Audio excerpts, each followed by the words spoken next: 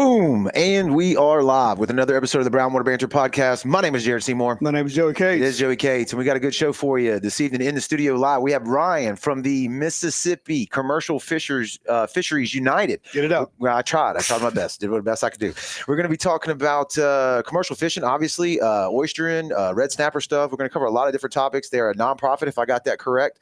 So we're going to be going over a lot. It's going to be a good conversation. But before we jump into that, we want to thank the people that keep the lights on for us over here at the Brownwater Studios. Right out of the gate, Dr. Robbie Williams over at Southern Magnolia Smiles. If you're looking for a great local dentist, you can find them on the socials at Southern Magnolia Smiles on Facebook and Instagram. They are located right here in Ocean Springs on Washington Avenue. When you're ready to book that appointment, that consultation, 2025 is the year to brush your teeth. So go in there, let them clean them up for you, get them shining, looking pretty. And like I say, you book that appointment with them at 228-215-1202 and tell them Brownwater sent you. If you were looking for legal representation, you need someone to fight tooth and nail for you in the court system there, Taylor and Cox Law Firm, man. They're practicing law in the Mississippi Gulf Coast for over 30 years. They're in Jackson County, George County, and Greene County. They specialize in felonies, misdemeanors, DUI, family law, divorce, child custody, you name it, man. You can look them up on the social platforms as well. And again, when you need to book that consultation with them, Taylor and Cox Law Firm, just give them a call at 228-696-0111 and tell them Brownwater sent you. If you're still trying to get off the couch and get back in the gym, starting to feel better, take control of your health, Forever Young Men and Women's Health is the company that you need to be looking at. Look them up on Facebook, man. This is Kendrick right here in the photo. He is very well versed, very knowledgeable in all things health and fitness. Book a consultation with them. Let them do some lab work on you. They'll go over your blood work, tell you if you're vitamin deficient or hormone deficient, and get you back optimized to get back into the gym or really just moving around and feeling better. Their motto is they're bringing medicine, health, and exercise together to help men and women live their best life. Like I say, they specialize in testosterone replacement for men and women, if you can believe that or not. So go check them out and tell them Brownwater sent you. Book that consultation by giving them a call at 228-363-6623. And I'm going to read this off. Joe, you help me out here.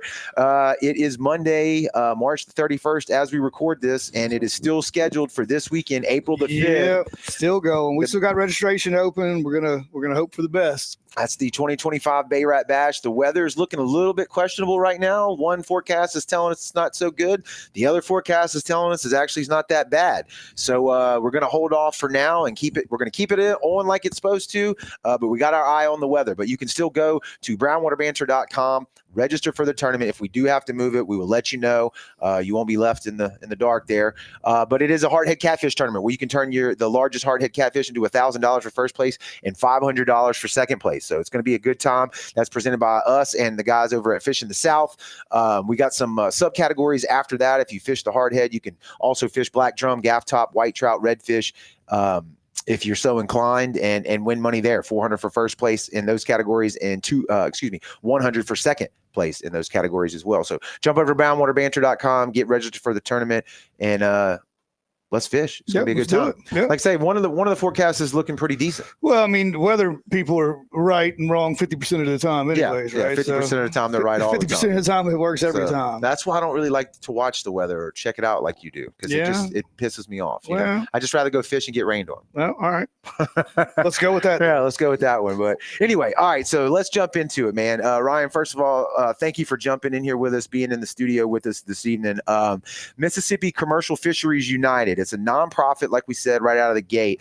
But if you could, man, give us the backstory on when it got started and what it's designed to do and how you became affiliated with it. Yeah, right on. Well, thank you both for having me. I've been following y'all for a while and really admire what y'all have been doing and keeping it going consistently. We trying for a while now. Consistency is tough sometimes, and you speak the language, but it's great what you guys are doing. So thanks for having me first off. And so my name's Ryan Bradley. I tell everybody first and foremost, I'm a 5th generation commercial fisherman. Okay. I grew up shrimping and oystering with my grandfather. I started shrimping when I was about 7 years old, and would spend my summers out of school on the shrimp boat with my grandfather. It's a good time, but it's hard work. Yeah, so that taught me what work was all about at a young age, and put a work ethic in me like no other. And as I got older into my teens, I started running the boats, and as I got older, oystering and getting into all types of commercial fishing, whether it was crabbing or fin fishing.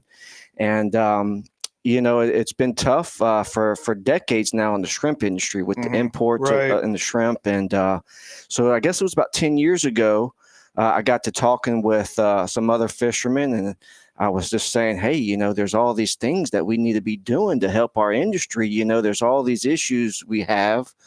Can we do this? Can we do that? And there was a group at the time. It was called the Mississippi Gulf Coast Fishermen's Organization. It was actually formed in 1974. And so when I got to talking with the current president of that group, guy Franklin Parker, he lives up here in Van Cleve, actually got a shrimp boat in Ocean Springs, great guy. And I said, hey, how can I get involved? And, I got all these ideas. And he pretty much said, hey, you want to do this? He said, here you go. Here you go. And so he kind of just turned me over. And I changed. First thing I did was change the name. We changed it to Mississippi Commercial Fisheries United. We want to be clear who we're representing, the commercial fishermen and the commercial industry. And that was 10 years ago. And so I've been doing it ever since. And the main thing that we do is information sharing, getting information out to fishermen. They spend so much time on the water. They're working hard. They don't have time to keep up with the fast pace of the regulatory environment. And that's really a big reason why that industry, our commercial industry, has been hit hard over many years, is because they're out there working and they're constantly getting regulations passed on them every month. It's something going on, whether it's our state regulatory or in Jackson with the law, the statute, or even the federal. We're watching the federal management councils, the fishery management councils, and what Congress is doing. So it's just a lot to observe and to share that information with the fishermen. Hey, this is what's going on. This is what's being proposed. You need to know about this. This may affect your business. So I'm almost like a lobbying group for commercial fisheries. Would you say that?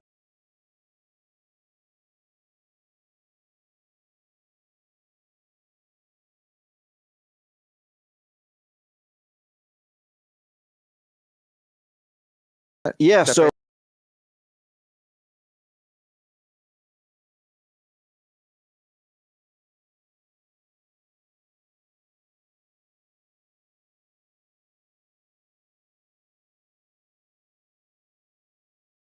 a lot of people hear lobbyists or whatever in the news, and it's always with a negative connotation, right? Think about Jackson. But I've tried to explain it myself, because when I was in school, I went to Jackson for 3 years in a row with the organization that represents my field of work, right? And I got to see a different side of it, because it's just like you said, regardless of the field, whether it's commercial fishermen or, you name a trade, right? It's like, things are going on in that industry that if I'm a working Joe, regardless of whether it's blue collar or white collar, I'm focused on what I'm doing and what I need to be doing. And it's hard sometimes to pay attention to all the bills that are coming across the desks up there with the House, the Senate, whatever. Lobbying groups aren't inherently bad. You have to have somebody up there or down here that's paying attention to what's going on up there, that can go up there and represent, in your case, commercial fishermen, to let them know what's going on and how their voice to understand the lingo. Yeah. Because half the stuff up in Jackson, you can read it and be like, I've heard people say before, like, why do we even have lobbyists? They're terrible. They're evil. We should get rid of all of them. I'm like, that's not really how that works. And that's not the whole of what we do is lobbying. It's certainly a part, and I call it advocating. Right. Because first, sounds better. We don't, I don't get paid to go lobby anybody in Jackson. I don't consider myself a lobbyist. If I was getting paid, I'd have to register with the state, and we'd have to register the organization as a registered lobbyist. Good. And so nobody pays me or Mississippi Commercial Fisheries United to lobby. That's just part of our job. Advocating is part of our job. Watching the rules and the proposals, what's coming and what's going, sharing that with our members, and they kind of advise, hey, this is a big issue. We need to get out in front of this. We need to do more on this, and we try to do that. We do a number of other works. We've been fortunate to be involved in a marine debris removal program for the last several years, probably the last 6 years. We started a derelict crab trap removal program for the shrimpers. And so we've got disposal sites along from Bayou Caddy, past Christian, Biloxi, and Ocean Springs. There's essentially dog kennels, little fenced-in areas where when these shrimpers, they catch these crab traps in their nets, they can come turn them in to this area, and they get paid a small incentive for turning them in, rather than What we don't want is them throwing them back in the water. Right. We keep catching them. You're getting them in your propeller, and I don't know if you guys have ever been shrimping before, but Oh yeah, Mhm. not commercial, but Yeah. recreational. Yes. well, if you've ever caught a crab trap while you're shrimping, it's a nightmare. Not fun. Oh, yeah. It's miserable. You'd be cussing up a storm.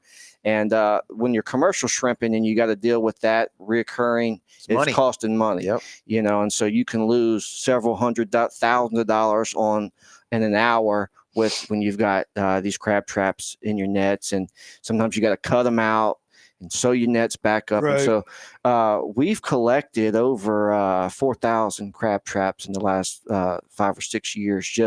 This is just when shrimpers are shrimping and they're catching them passively.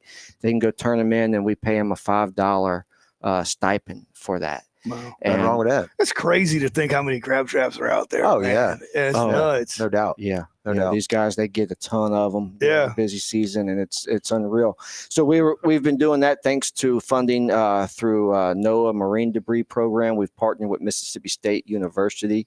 Their coastal research program been great partners, helped us to build that program out. We've expanded the program recently to where we're paying the shrimpers when they catch any type of marine debris in their net.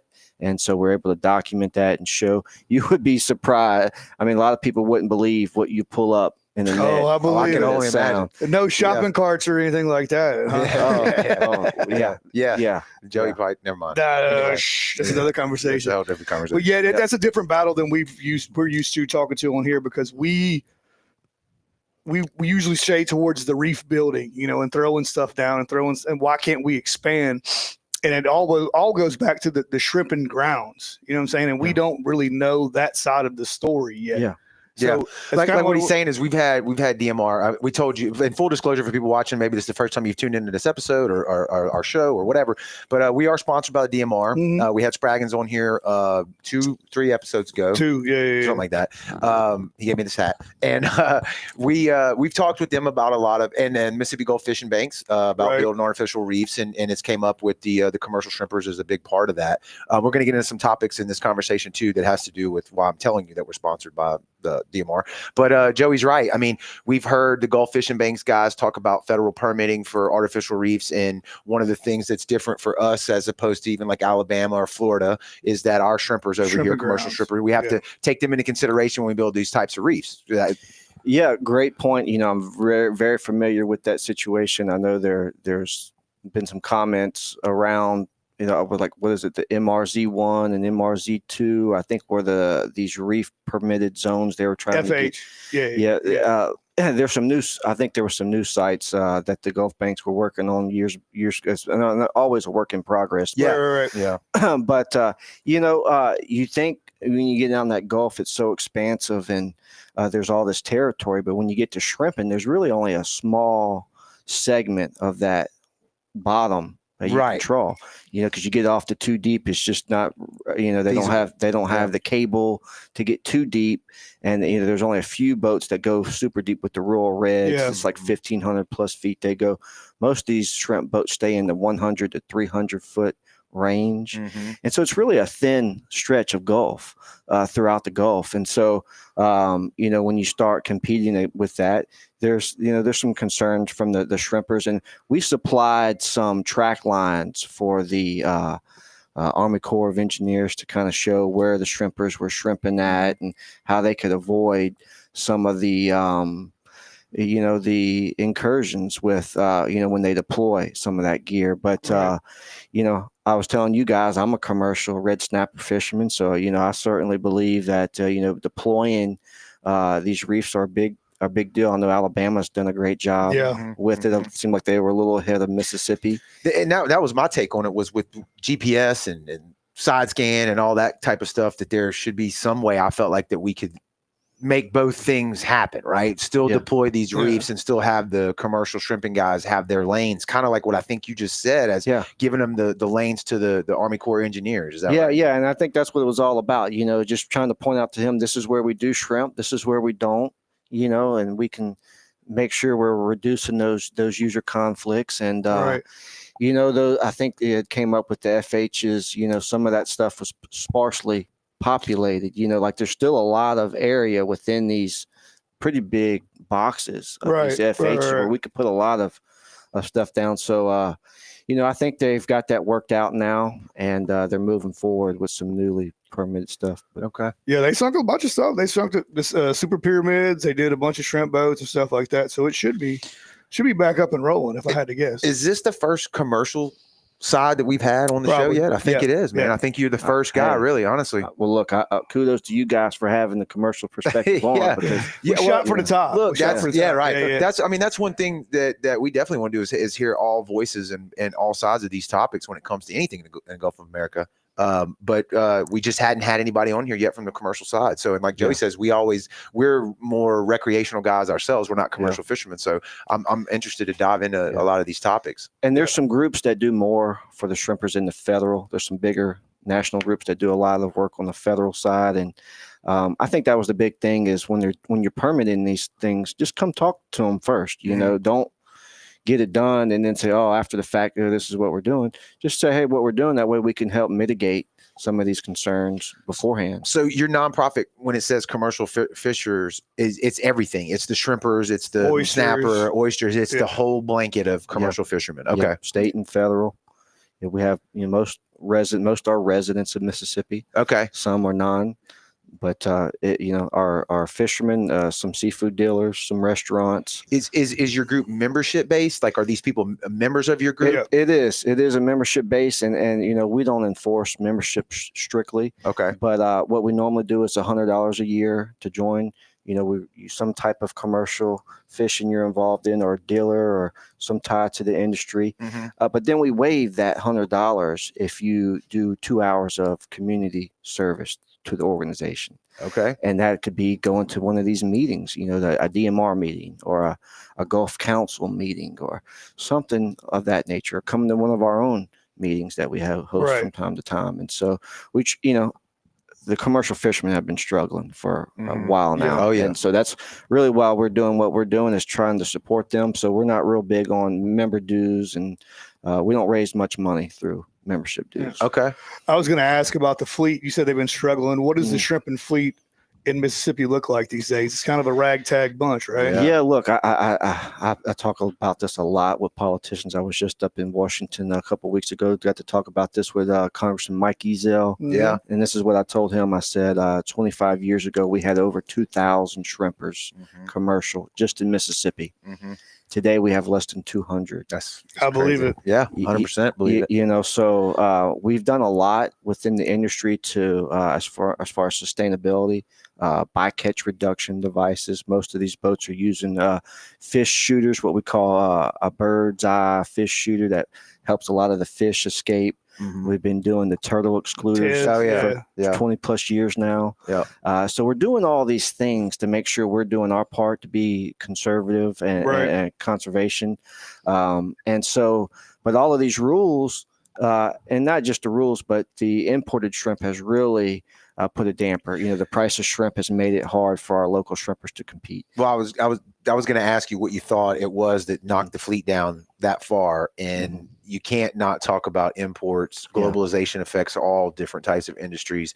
The price of diesel. I mean, right? I mean, it hit them in so many.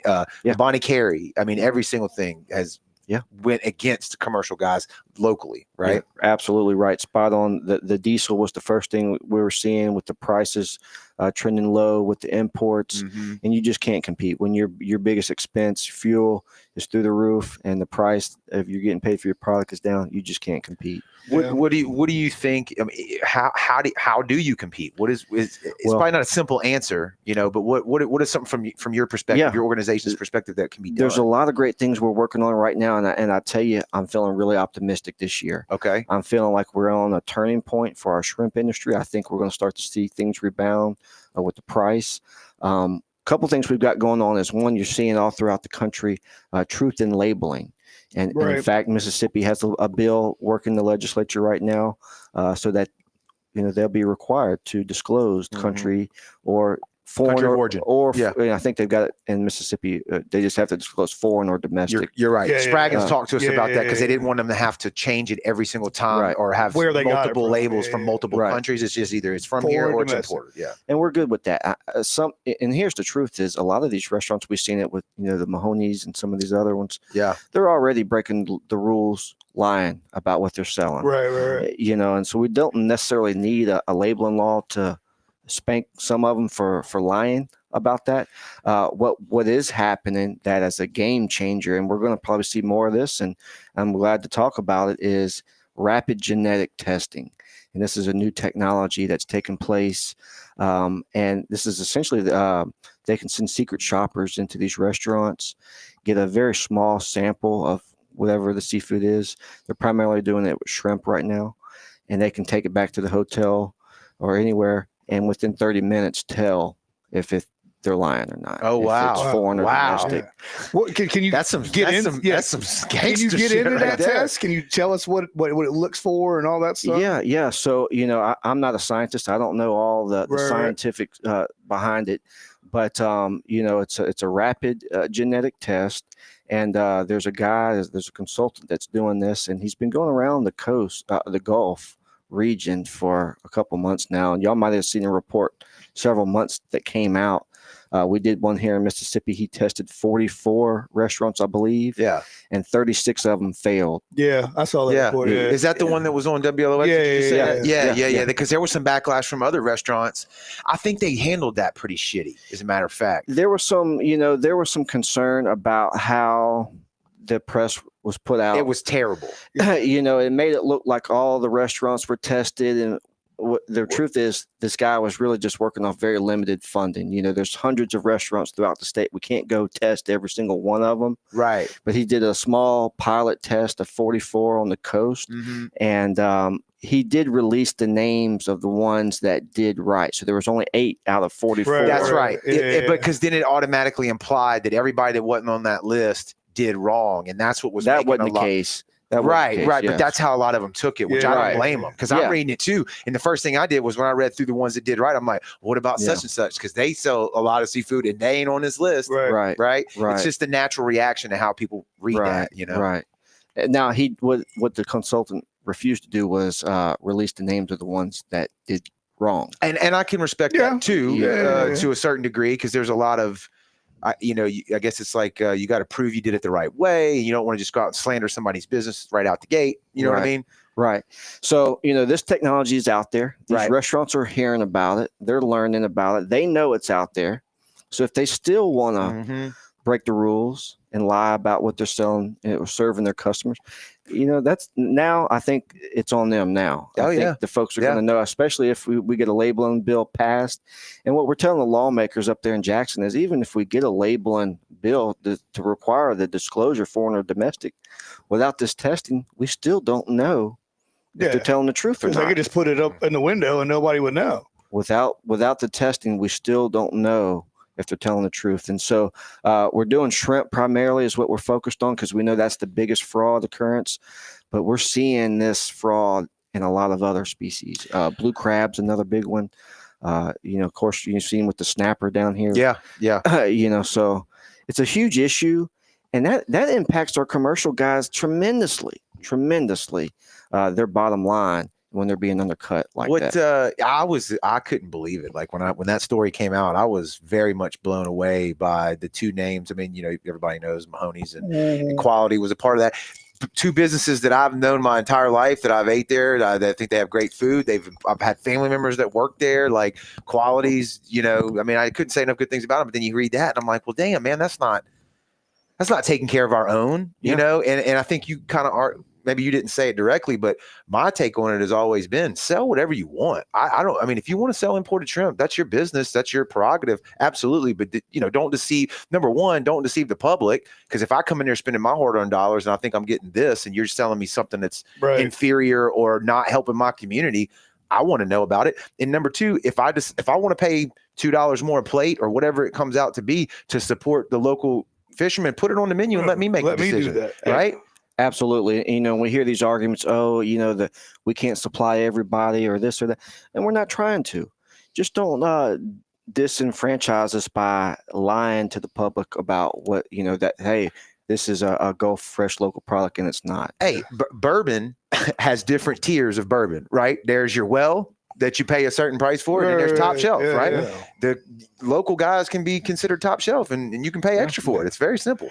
How much? Do you know the percentage of how much that is caught in Mississippi stays in Mississippi restaurants? Is there a number out there for that? I have no idea. Okay, I have no idea. I can tell you on a national level, for shrimp, for example, nationally, 95% of all the shrimp that we consume, roughly, it was a little higher. It's probably gotten lower recently, but 95% of all the shrimp consumed in America is imported. Damn. I believe it. So all of the shrimpers in America, from the east to the west coast to the Gulf, are only supplying 5% or maybe 5 to 8% of what Americans are consuming. And we're exporting very little outside of America. Yeah. And we used to be the seafood capital of the world. That's a tiny margin. The world's changed though so much since then too, though. That's the thing. Yeah. And I'm talking with folks in Congress and in Washington, and, there's a lot of push for this offshore finfish aquaculture and different stuff, and aquaculture has its place, and we've been a big supporter of the oyster farm, and those guys do a great job. But off bottom, you talking about? Yeah, the off bottom farming, they Deer do Island great. stuff. Yeah, the Deer Island guys, I love to eat those, by the way. Yeah, they're great. Yeah, they're great. Yeah, so I try to eat a dozen every day if I can help it. but we got to get back to supporting, like I was saying, we used to have 2,000 shrimpers. Now we're down to 200. Mm-hmm. When you spread that out across the country, how many commercial guys have we lost?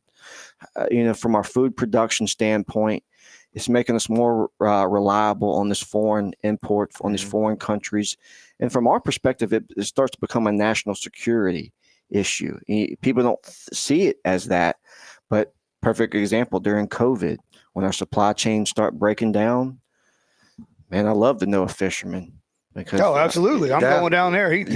COVID don't live in the Gulf of Mexico. They live around people. You know what I'm saying? You guys are fishermen. Oh yeah. You're not worried about eating when the supply chains break down. No. We've said that a ton of times on this show. I mean, if all you need is some version of a hook, some string, and give me a cast net, I'll catch mullet all day long. Yeah, you can live. Yeah. So it's important that we keep our capacity for our guys to be able to go out and catch and feed America, and it becomes a national security at when we're importing 95%, and we're beholden to these countries, and we're seeing on a national stage just bigger players. I mean, this stuff is beyond me, some of the stuff that's taken place, but a lot of foreign investment in the American seafood industry over the last many years. It's almost like China buying our farmland. We're seeing actually Saudi is the big buyer right now. They've bought like almost 15 seafood companies in America. They can't supply their own food. They buy from Iran. Yeah. And so it's interesting. They come in and they buy these distributors across the country, and they stop buying the local products. They stop buying the local catch, and they say, oh, we're getting all this imported. We're getting all this import. We don't need the local no more. So we got to be careful of that. I'm just alluding to, there's bigger players out there. There's bigger issues in the national and the global scheme of things. And they're sneaky about it too, because if you go walk into Walmart, it's going to say, live. Fresh they're shrimp. creative. Yeah, they got the bag, and they might even say crawfish from China. Or what's the term that they use? It's like, I think, is it processed in the U.S.? They'll have a big U.S. thing on there, but it's only because they imported over here, and then they run them through the factory or something, right? There's all kind of loopholes. All kind of loopholes. They can repackage and blend and all kind of things that you just wouldn't think were right to put that American stamp on it. Right. Get that premium, and it's a shame. Well, I was gonna say, you're juiced in. What was the sentiment with the commercial fishery guys when this deal happened here on the coast with the mislabeling of products? How did they feel about it? Slap in the face. It was a slap in the face. Certainly, a lot of them weren't surprised. Okay, that was a follow-up question. I mean, they probably knew, right? Yeah, I mean, when you're in these places like Quality and you're, word they talk, people talk, and they were talking for years, and so a lot of guys weren't surprised. They said, oh yeah, well, they've been getting away with that for a while, and that type of thing. And I think it was good to see it go down, and I'm in the business of selling red snapper, real red snapper caught in the Gulf, and It hurts you. it hurts me personally when those types of things are going down, and it hurts all fishermen, because here's essentially when you can read all this in the court documents too, if you go read up on the case, but they were selling the fish, Quality was selling the fish to Mahoney's for about a third of the price is what I could sell them the real authentic fish for. So well, I saw the text messages in the paper and or online. The bottom line, you still got the newspaper. Well, I'm from the '80s, bro. I say the paper. But the text messages were damning. It wasn't an accident, right? You know what I mean? Like it was a scheme, right? They knew what they were doing. Yeah, and labeling it as snapper or whatever. Yeah, and they were doing it on a pretty significant scale, right? Of volume, right? And so when you're doing it on that volume, you're setting the market. You're setting the market for these restaurants, because now when I go to the restaurant to try to sell them, do you sell direct like that? I do. Okay. I do. I'm a commercial, a Gulf Reef Fish permitted. I have a vessel, and I'm a dealer. So I have the federal dealer, and they require you to offload. You have to be a federal dealer to offload these federal reef fish like the snappers and all. And me and Quality were the only ones. We're the only two federal dealers in the state. Really? And damn. So I don't know if they've got their license back or not, but so yeah, when I go to these restaurants like Mahoney's or any other one, and I say, hey, I've got a real fresh, good product here, and I give them my price point, and they laugh at you. You're like, oh, I'm getting it for a third of that. So they're setting the market, and so it's very difficult. Makes it very difficult to sell fish around here, and I hate to say it, but probably. That was just the tip of the iceberg. There's probably a good others. bit going on with other species and other stuff. But it's one thing to sell the imitation, these cheap products. They were selling like African perch. Yeah. And so what happens is when our tourists come down and they go to these places and they try this and they think they're getting this fresh local snapper, and they taste this and they say, oh, this tastes like crap. This is not good. This is not worth coming back. Right. Now, my fish is fresh, local. We do day boat fish. It's beautiful. There's restaurants, they love it. The people that go in there to eat it, they rave about it. They say, oh my God, this is the best thing I've ever had. They tell their friends, they tell their family. And then next time their friends and their family is coming back and they're staying and they're doing their thing as well. Sorry. Oh, it's all good. Yeah. But so tourism, they don't realize how bad they hurt the tourism when they do this type of things. Not to mention when the negative publicity comes out with it, Right. And so, I mean, you come to Biloxi to enjoy seafood, not stuff that you can go and throw in a microwave somewhere, you know what I'm saying? Like fresh Gulf stuff. We talked about it on the last episode, the difference between we named off a ton of fish about eating them fresh versus some freeze, some don't, if you've ever eaten fresh any fish off the boat or that day or caught, caught, clean, cook. Yeah, it's just different. Catch, clean, cook. It's just different, man. It's fresh fish is a real thing. Like the taste is there, and a lot of fish, like you were saying, they don't freeze, and they probably do like a flash freeze is what they call it. Put it on a boat and send it over here. Oh yeah, so there's probably no telling how long it's been frozen or killed or any of that stuff. A lot of that imported stuff is frozen and refreshed and refrozen a couple of times. That's great. As it makes its way through the supply and like chain. you said, we take it for granted because we just go catch it ourselves and eat it. And, but somebody that doesn't know anything, they come in a restaurant. Not only are they not getting fresh snapper, they're not getting snapper. Yeah. Right. And then they're like, well, I don't know what they rave about down there about this snapper or whatever dish it is. Yeah. It's like it Any wasn't that of our great. seafood. Yeah. All of our seafood's so great. I mean, our fresh shrimp, our crabs. We're dealing with the same type of fraud with the crabs.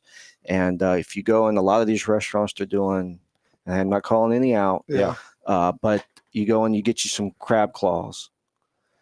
And I swear I've been in these restaurants before. They bring out imported and American crab claw on the same plate. Like a fried crab claw or something like a fried crab claw. Yeah. You taste that American, it's so good. Yeah. And you taste that imported, it's just trash. Yeah, Like, I don't even want that. Yeah. And I think you mentioned it maybe earlier about the aquaculture stuff. Isn't a lot of these imported shrimp and stuff like that, they're grown, is it, for lack of a better word, like aquaculture, they're in ponds and stuff like that? Most of them are farm raised ponds. That's the word I couldn't come up with. If you've seen any of the videos, very disgusting. Antibiotic ridden. It looks like that. Almost a dang dump that they grow this stuff in, like a landfill. Right. Plastic particles everywhere. Workers defecating in the places where they're getting this product out of. Right. So just beware. Beware. They're treating it with a lot of antibiotics, a lot of chemicals. We test about 1% of the shrimp and all that come into this country for the banned antibiotics. A lot of the stuff is you can't use in America that they find. They find these bad stuff when they test them. They have to send it back to the country. They can't destroy it. It's not like if you find a shipment of drugs or something, they can destroy it. They end up sending this stuff back to where it come from. They send it to another country, right? And they send it to another port of entry back into America. Damn. And the odds of it getting through is going to make it. So we're working with Congress on that to say, hey, can we get more testing of that, more enforcement of that, and can we destroy that product when y'all find it's bad and keep it off the market? But yeah, that would be killer to get those tests up and going, and it didn't, like, maybe y'all's website or somebody's website have, look, these are tested. We know these guys or where it's at, because I'd like to see how many people would go there and favor that restaurant over the imported stuff. I think that's kind of like even what Spraggins was talking about and what you're talking about appropriate labeling. I mean, I made the bourbon analogy. Everybody, you can go into a liquor store and get a. But like he said, even with the labeling, there's no proof. Well, you know what I'm saying? True. That's true. You can't go off there. These guys right here are tested. Here you go. If you want to go get a po' boy from them, we know for a fact those were called in Biloxi. Correct. You know what I'm saying? Correct. Yeah. And I think that would be huge for some of the restaurants that do it too. Like I say, man, you can get a $10, $12 bottle of bourbon, or you can go get a $120 bottle of bourbon, and there's a market for both. Yeah. Right. And there's people going to buy, and everything in the middle. I don't knock any place for selling anything they want to sell. That's kind of how don't lie about it. That's kind of how I am about it. And I hate that for the commercial shrimpers around here. I hate they have to compete with that. Like you said, guys defecating in a pond and probably not making a livable wage even in their own country. Right. Yeah. It's not great, but that's the world we live in, and free market, I guess you'd say as well. So as long as you're labeling it the right way, I'm okay with it, I guess. What's the best way the people looking out can support them? Is it going to the Hard Rock and buying it straight off the boat? Is that what helps them the most? Buying direct. I tell everybody, if you can, go buy direct right off the boat. We're really blessed right here in Mississippi. A lot of places don't have that easy access where we've got these shrimp boats right along our main highway here along the beach where you can just pull up and get them right off the boat. That's a great thing. Right. But the biggest thing your average consumer can do is just ask. Whether it's you go to the grocery store, whether you go to a restaurant, just say, hey, where's my seafood coming from? I've done that myself. I was in I can say it because Winn-Dixie doesn't exist anymore. They're gone, which hurt my soul. But anyway, they had a big bunch of shrimp out there, and I was like, man, it was a good price of it. I put it in a bag. It was in a bag. I put it in my cart, and the guy was standing right there, and I started pushing. I said, wait a second. I said, where are these from?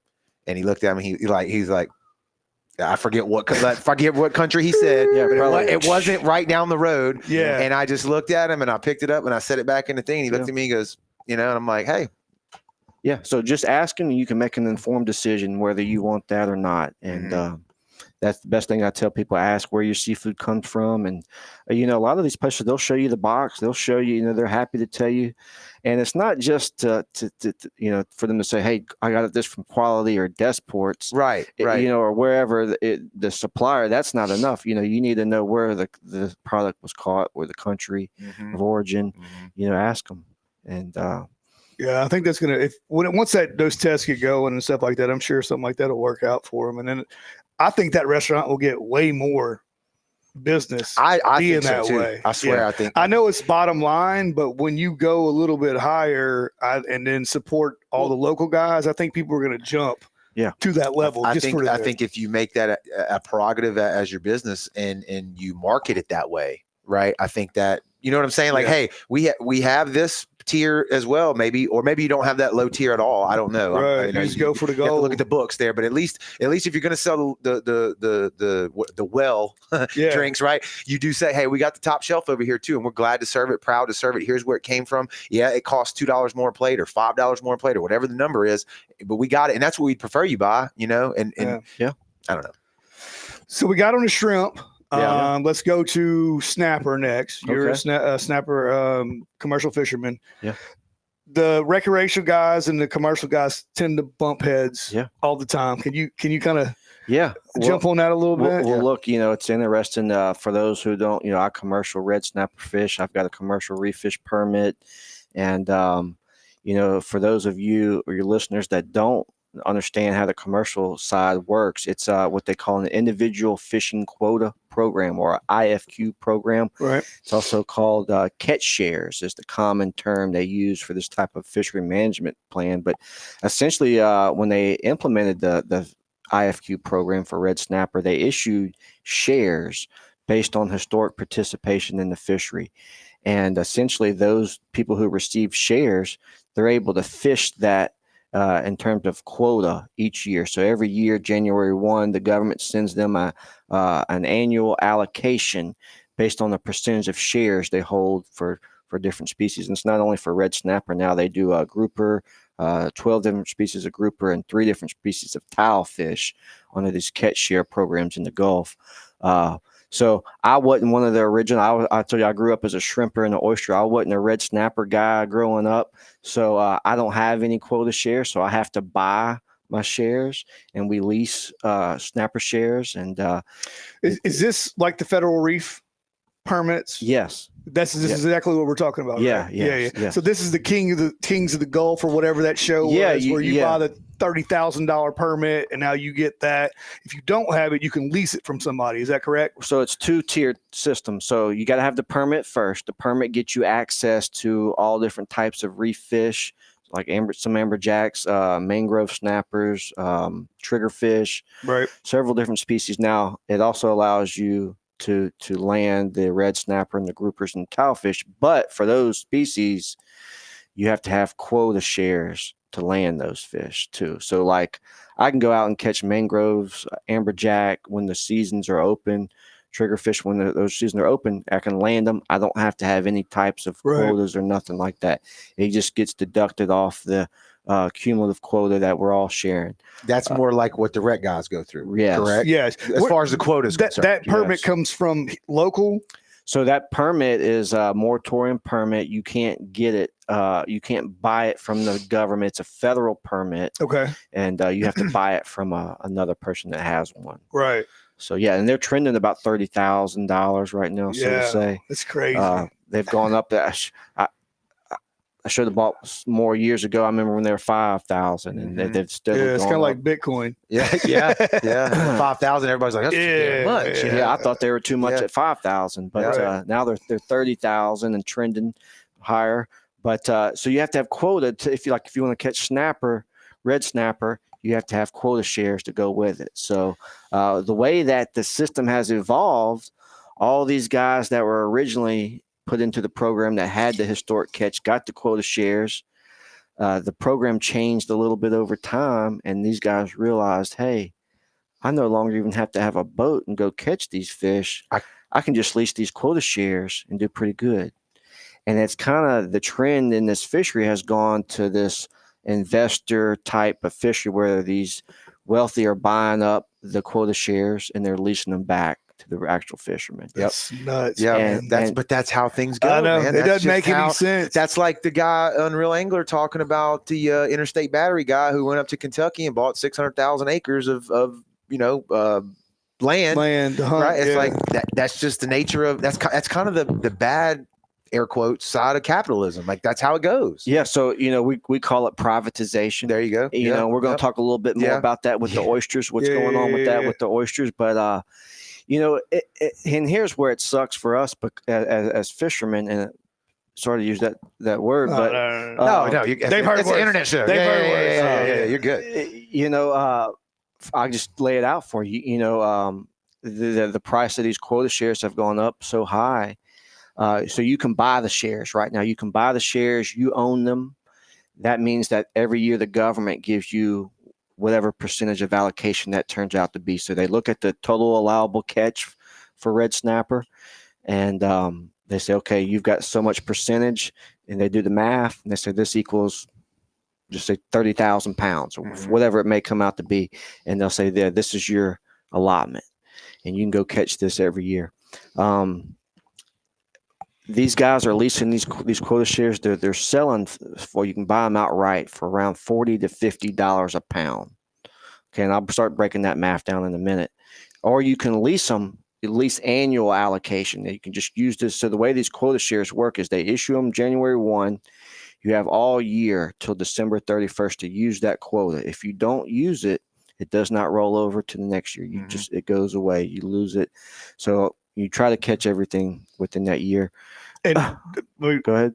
No season, right? Yeah. If you're a commercial guy, you can fish all year round. Yes. For these IFQ species only, it's a year-round fishery. Right. And that's really one of the good things about it, which, you know, I've got some complaints with it, but being able to catch fish whenever you want, when the market is heavy and good, or when the weather's good, you're not fighting bad weather, you're not fighting a glutted market, you're able to supply fish, keep your clients happy and stocked with fish at your leisure. And so that's a great thing about being able to fish year round.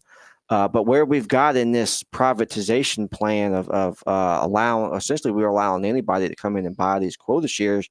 You don't have to have a boat, you don't have to have the permit. We're talking about, you just can just literally open for free an IFQ account, and you can start buying these quota shares. And you won't be able to land them, but you can lease them out on the market. And so, for example, it almost sounds like the stock market, right? That's kind of what it sounds like. It's turned into that almost. And so, you know, just want to lay out the numbers so folks know what we're dealing with. Yeah. So just rough numbers, wholesale fish, you know, vessel price for a fish for a red snapper is about $6.50 a pound right now. That's what the boat can expect to get for a fresh red snapper. We're paying $4.50 a pound to buy the quota before we even leave the dock. Yeah, you got a $2.50 margin. You know, two. Excuse me, I can't add. Yeah, $2 gross margin. Yeah, you've got fuel, you've got crew, you've got bait, tackle, you've got ice, and you're doing all the work. You have the risk. You got outboards. Them suckers aren't cheap to maintain, and they go out all the time. It's very expensive to replace them. You know, so all this risk involved, and it's turned into like a sharecropper type of thing, where very little money's going to the actual fishermen. So it's a big issue. I've actually been working on it for many years, going to a lot of Gulf Council regional meetings, trying to work it to get some changes to make it better. I do see some good in the program where, you know, you can land fish year round. Yeah. But that does, I respect you saying that, but that almost sounds like a, it's tough for recreational. No. I'm saying for you, like it's like a crumb they threw you. Yeah, right? You can fish all year round. Yeah, keep doing all the work. Yeah, do it all year. Yeah, that's great. And not only that, for $1 a fish. Yeah, on the vessel side, we have a vessel monitoring system, which is a GPS tracking that's pinging 24 hours a day, tells the government where we're at all times.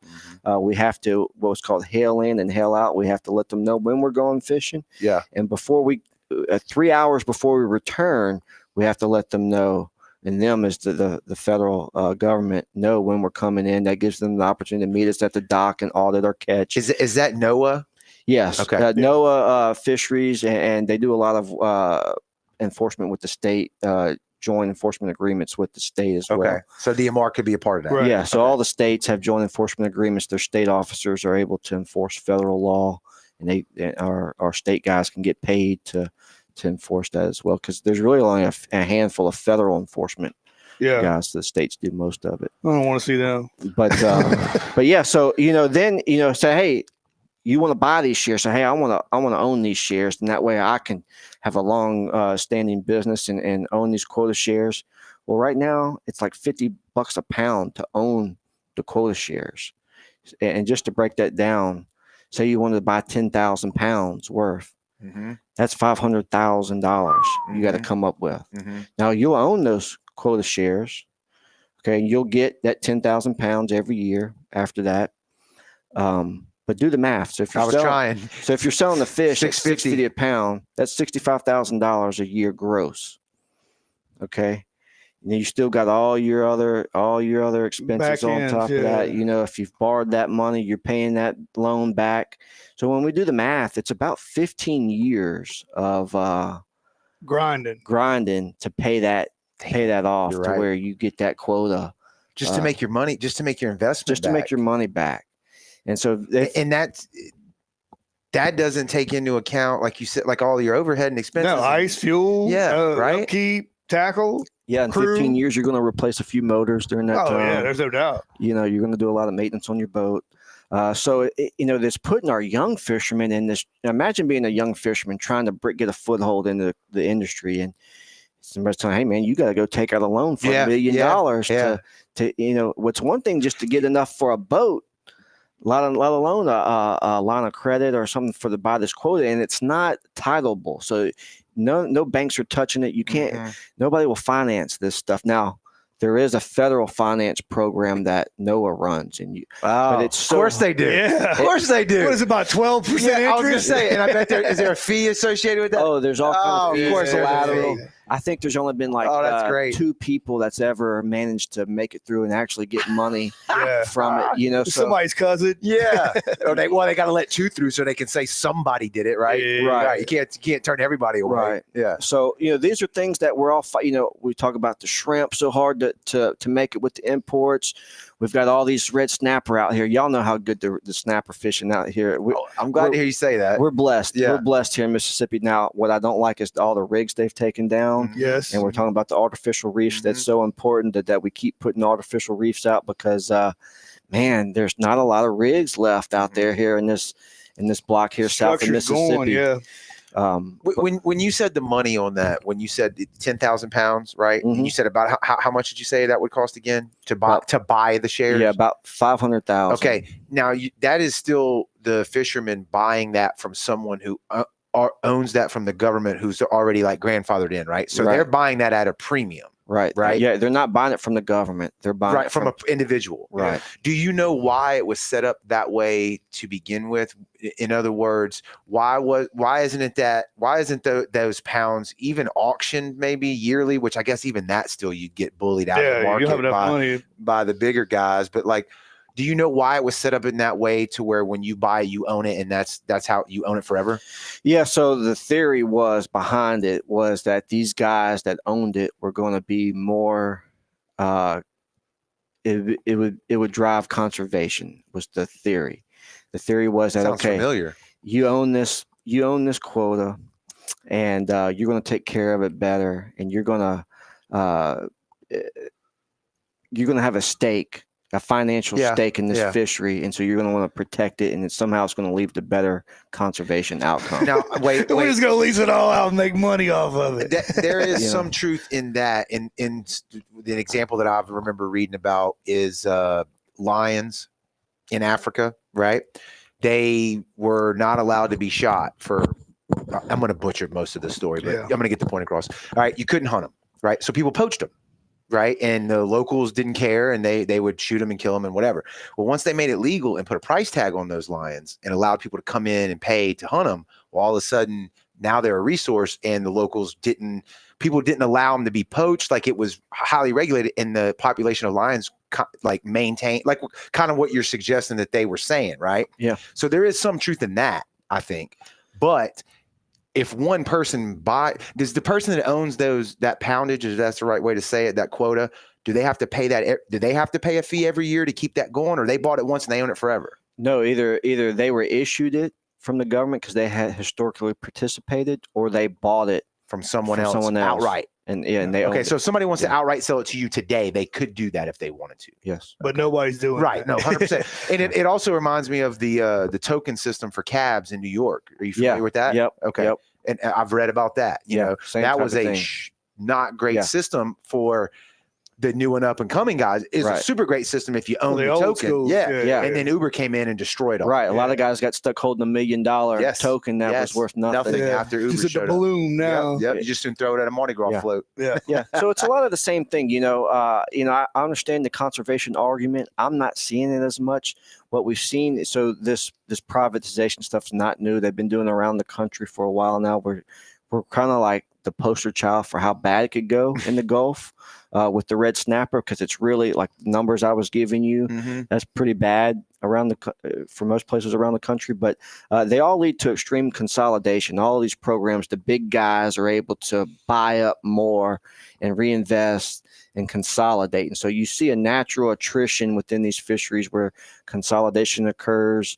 But what we see is these private companies, they go bankrupt, they go out and they leave these regions in disarray. And we had a big one up on the East Coast. Y'all might have heard. Have you guys ever hear about the Codfather? No. Okay, so No. this guy, his name was Carlos Raphael. Sounds mafia. He was up. Ninja Turtle. One of the two. Yeah, or yeah, both. yeah. Maybe the Ninja Turtles were in the Yeah. mafia. Who knows? He was up around the New Bedford area, Okay. and he got termed the Cod Father. Mm. He had a bunch of these ground fishing boats and scallop boats up there that were under these catch share programs, and he totally cheated the system. Right. And he was claiming that he was landing one fish and was cooking his books, landing another, and totally cheated the whole thing. But it wound up getting busted. It did a few years. Was allowed to sell all of his fleet, made millions of dollars off of it, and he totally screwed the whole industry over up there. But the federal government allowed him to sell all of his fleet to one company called Blue Harvest. Yeah. We used to call that a monopoly. Well, that's what we see in a lot of these privatization fishing schemes is antitrust violations. And so when they get consolidated so much, then they're able to collude and price fix. And so now they're setting prices on the product of the fish. They're setting prices for the quotas. And then they're allowing or denying access to the next generation of participants. So, I've been very vocal. I go around to these meetings and I talk about the problems with this. Well, I'm blacklisted in a lot of the place because a lot of people don't want to sell me quota because I'm talking about it. Like you're you too much. You talk too much. I'm talking too much. You're a rebel. Rebel rouser. So, they want to keep that money flowing. I want to change it to make it where it's equitable for the young guys can come in and get a foothold and make a living. So what we've seen with that instance, on the East Coast Blue Harvest, eventually it was brought out that company was backed with private equity funds from the Netherlands. So we've got foreign countries coming in buying up our fisheries. It's like the whole reason we did, I don't know if you're familiar with our federal fisheries laws that it manages, it's called the Magnuson-Stevens Fisheries Management and Conservation I think Trevor mentioned that. Trevor, one of the DMR guys. Yeah, so that's the federal law that allows, that manages all our federal waters out to 200 miles. It was implemented to stop foreign fishing fleets from coming over here and catching our fish. Yeah. Now through these catch They're just putting a mask on and buying it they're out there. doing it through they're circumventing that and allowing foreign companies to come in and buy our commercial interest, here with these catch. So anyways, this company Blue Harvest, all that had broke in the media about foreign investment. Potentially there is some laws on the books that limits foreign investment. These companies can't have too much foreign investment in the seafood and the fishing industry. But anyways, all that came out and they wound up going bankrupt, and they left and just hightailed it. And they left over $100 million of credit on the books. Local vendors, all these local suppliers, fishermen they owed money to, and just left the town high and dry. And so, what I'm getting at here is these privatization schemes. They lead to consolidation, and they can leave regions completely devastated. Mm-hmm. As the resources move, the money moves and the permits move, and so who knows what'll happen next with that. But that's what we see going on down here in the Gulf is the big guys are getting bigger, they're consolidating, and they're very aggressive about if you're speaking out, hey, we're gonna show you can't speak out about this stuff. Oh, yeah, we'll blackball you. We'll blackball you. And not only that, these folks, they've formed their own organizations where they lobby. They spend a lot of money lobbying. Mm-hmm. They spend a lot of money fighting the courts. So these same groups in the Gulf, there's a group called the Gulf Shareholders Mm-hmm. Alliance, and they've sued the federal government multiple times, and they've been successful. And they've sued over recreational red snapper. So these guys were behind a lot of litigation that led to these short, remember the 3-day seasons, 9-day seasons, these commercial, I hate to even call them commercial because they're not even real fishermen, they're more of investor types, were leading the charge on litigation that drove the recreational sector into that 3-day season. Damn, and all that. I got to clip that right there because Joey, is that the first you've ever heard of that? Yeah, 100%. I mean, because we know the commercial recreational guy like Joey led with. I mean, there's that friction there. Yeah. And you're a commercial guy explaining an aspect of commercial fisheries that fishermen that I've never heard of, and it makes total sense as you explain it like that. Yeah, because for example, they want to get you guys more red snapper. Years ago, they tried to shift just 1%. So if federal red snapper, commercial gets, I think, 52% or 51%. 51, yeah. And recreational gets 49. Mm-hmm. Well, they tried to shift just 1% to recreational years ago. These shareholder guys sued, and they won. And they were able to stop that from happening. That would have helped, give the recreational more days. When there's that much money involved, like you're talking about investors and stuff like that. Stroke. Well, and when you're talking about being just a recreational guy, they're never going to be able to compete. No. We are never going to be able to compete in a money fight or a legislation fight or a law fight like that, right? Unless you got some voices, enough voices, I think you could probably get away with it. I think the recreational sector does a great job of lobbying, and you have different groups that do different things and at different levels, state and federal. But I mean, it's an interesting perspective. I joke around because I don't always get along with the CCA guys or whatnot. But imagine on this issue, we're aligned, right?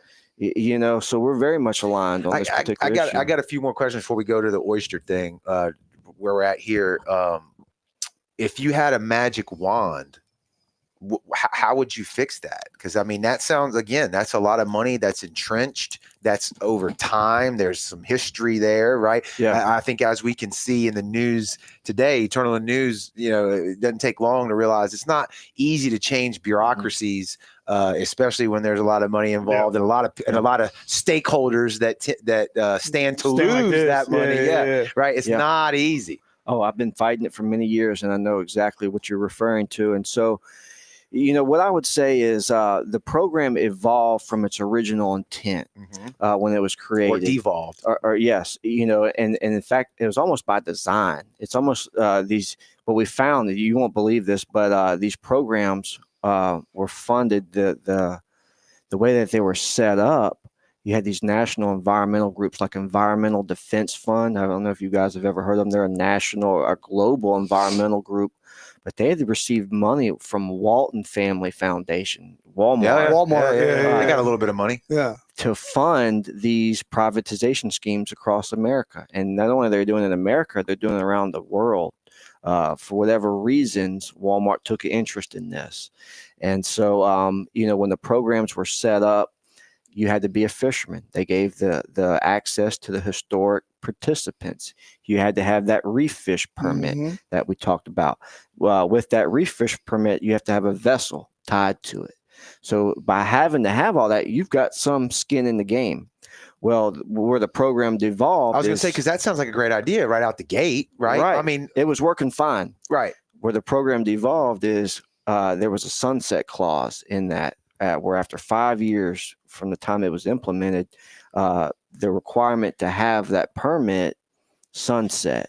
So now what that allowed those guys to sell their boat and sell their permits and keep their quota shares. And that's why we're seeing this trend of speculative investment. Yeah. And the value of these quota shares really went up, because now to be invest in this stuff, you didn't have to have a boat or a permit. You could just buy shares. buy the shares, and that be the only, you didn't have to deal with all of that.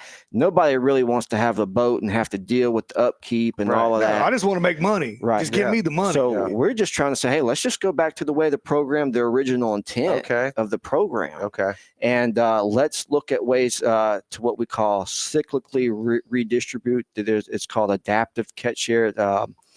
The same way that the people that are originally brought into the program, they had historic catch, so they qualified. They get. Let's start looking at historic catch now. Because now they don't even look at that. That's what I was saying, yearly or something. Yeah, right? Every couple of years, a better way to do it, but they need to reevaluate who's actually catching these fish, and let's make sure the people that are getting the fish, But just going back to making you have a permit in a boat to participate, that would be huge. Step in the right direction. I think that's the risk that you run anytime you allow. I mean, honest to God, any type of government regulation, you run the risk of it turning into kind of what you see there, because now you've made it that's like a not a firewall, but that's a gate you have to pass through. And if I own the gate, if I buy the gate, good luck. Go buy your boat. Go buy your, all the gear that you need. Don't matter. Don't make a shit. Can't get by the until gate. you get my gate, right? And that's a great analogy, because they are the gatekeepers. And like I said, I know fishermen out the Gulf. They've been vocal about what I'm talking about here today, and they get blackballed. They get blacklisted, and that makes total sense. They go out of business. Makes total sense. I don't know if you got. I got one last thing on snapper, unless you got one. Go ahead. No, okay. When recreational opens, everybody complains about FH2, FH1. There's no snapper out there because a commercial guy went out there last week and just caught 50. Is there any truth to that? It's not me doing it. I think that it is a possibility. Right. I think that they do have the capability to do that. I hadn't seen it personally. But there is that capacity, what we refer to as localized depletion. Right. And the way that the snapper quota, this fishing is set up, is if you got the quota, you can land the fish. So some of these boats, they go out and they can drill 40, 50,000 pounds on one trip. And, they can wipe out one whole reef. So it certainly is a possibility. And they can fish the state water reefs. They can fish the state water. They can fish anywhere. They can. Yeah. And the federal license allows them to fish in state and federal as long as they're abiding by the state. The state can stop it if they wanted. The state could, stop it if they wanted to. But we hadn't seen them move to do that. Okay. But that was more or less my question was, we hear the recreational side of it way more than I've ever heard the commercial, just in what you've already told us this evening, and you see videos of them just reeling in snapper after snapper after snapper. Then we have guys like Spraggins and Trevor from DMR coming on and talk about the science of everything. Right. They're trying to, up the science game on how much is actually out there. You mentioned the 3-day season, that the recreational guys, you gave us a different perspective as to why that might have even happened. But then you got the average Joe Blow recreational guy who's not savvy, who's not a scientist, who's not, we've learned a ton just in the interviews that we're doing. And all he sees is that it's the commercial guy doing it. They're ravaging the wreck, like Joey's talking about. There are tons of snapper out there. We got the government telling us that there's not. We got the commercial guys like you cleaning out these reefs. And what about me, and the wreck guy? And why can I only catch 2 per? Right. And so I don't know where the question was there, but I mean that like from your side of it, I guess, is like, how do you empathize with that perspective? Yeah, I mean, look, and I wouldn't be opposed. I've never fished in state waters, commercial snapper fish in state waters. That's just a personal belief of yours, or what is that? Well, because I can go a little bit further out. They're tiny. They're tiny. When you look at 16-inch snapper, when I go out there and catch 20, I catch go way a little better bit fish, further out, and we can catch much better fish. And when you're a commercial perspective, we can't make a living on them little fish. I mean, the markets like them; they bring good money, but you can't catch enough of them fast enough to overcome what we're dealing with on this catch share stuff. When you're making less than $2 a pound on the fish, you got to get the volume, and you got to get the weight. And so we tend to go deeper and target bigger fish. Okay. Yeah. Is the needle moving at all towards something like you mentioned, what they, I forgot how you said it, a cyclical reassessment of buy-in? There is at the Gulf Council. There's a couple amendments that are in play right now that they're working through the process and we're trying to require to go back to requiring a permit on these boats. But I would assume who's got the stroke? It wouldn't be them, or they would be more. They don't have the pen, right? That would still have to be the federal level. So the Gulf Council is the Federal Management Council. It is correct. But did they create the laws? I guess is what I'm saying. Did they? You see what I'm saying? So they send it to the House and the Senate first, or how does that work? No, so they'll send it to the Secretary of Commerce, and they've got the authority to approve it right then. Now, there is, and what you're speaking to is congressional authority, right? And I work with national organizations to address this issue from a congressional level. So absolutely, Congress can come in and override anything these councils are doing, and they could really instruct these councils, what to do or how to fix it. Mm-hmm. We hadn't seen anything major out of Congress recently on that, but I could tell you, I've been working on it. I've been trying to educate. We had a good guy, Garrett Graves from Louisiana. I don't know if you've ever heard of him. He was a congressman from Louisiana. He did an expose. Y'all should look it up. It was all about the Sea Lords, they called them.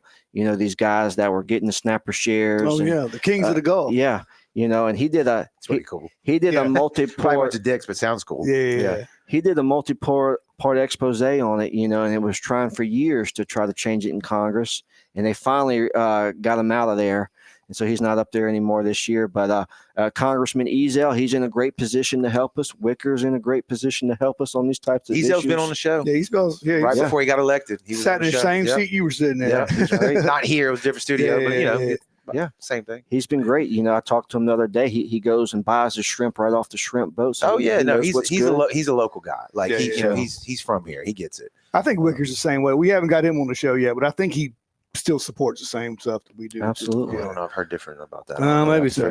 We'll have to figure that out. Moving on. Yeah, I think we need to slide in. We hit snapper, and that was pretty good. That was good though. I mean, honest to God, you gave us a take on some stuff that I've never heard before. I just don't. We don't know. So the big thing, or the big stink, I guess, was the oysters recently that were going on, and it's the fight between the DMR and then the commercial guys on the leases of the oyster lands. Is that correct? That's it. Yeah. Okay. You want to jump into that? Can we kind of explain? Because I'm still completely trying to wrap my head around the entire thing. Can you explain it from somebody that's listening and watching right now that knows nothing about this? Yeah, absolutely. The Cliff Notes. Yeah. So to start off, Mississippi's oyster reefs have been managed publicly for decades now. We've had private leasing for decades. So the idea of private leasing is not new. Louisiana does a lot of private leasing on their oyster reefs. That was new to me, not to interrupt you, but that we did private, like that. Yeah. Private leasing, I guess. I don't know. I've never paid attention to it. I mean, I've heard of it, and I guess it makes sense once you think about it and you put the rules into it. But then, go ahead. So I'm sorry. Go ahead. Sorry. So I'll break it down for you. So Mississippi, out of Pasquotank, was once classified as one of the largest wild natural oyster reefs in the world at one point. Right. I don't know where that stands now.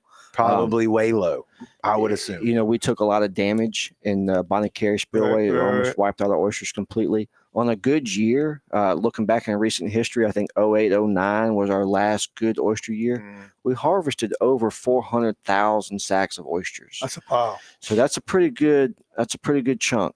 So pretty strong for Mississippi. That's great. What we've had in the difference of the public reefs is these natural wild reefs have been public for so long. Those are hard reefs. They've got shell on them. Even when they're completely dead, there's no live oysters.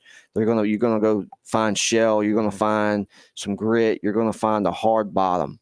So not sinking in the mud. You're not sinking in the mud. Right. What's been allowed for the private lease in the Mississippi for decades is you could go out in the mud and try to build up a reef from nothing. Right. And that's what's the been limestone allowed. And all that other You got to stuff. go, put out either shell, you got to put out limestone, you've got to put some kind of hard substrate to build that reef up and give the oyster larvae something to settle on, something hard. They don't like to really settle in the mud or the sand.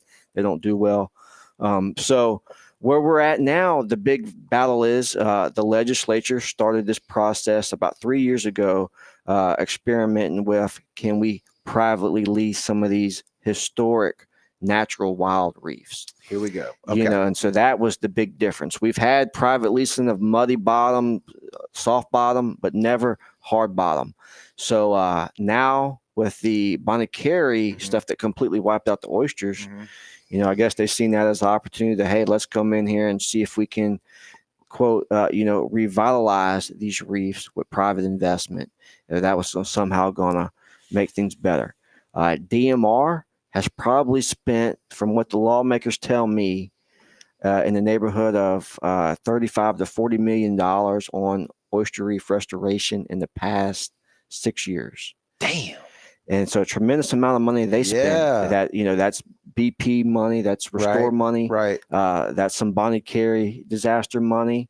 The DMR gets grants from NOAA, separate grant funds. There's habitat restoration grant funds. There's a National Fish and Wildlife Foundation. That's another grant fund. So there's all these avenues they pull all this money from for oyster reef restoration.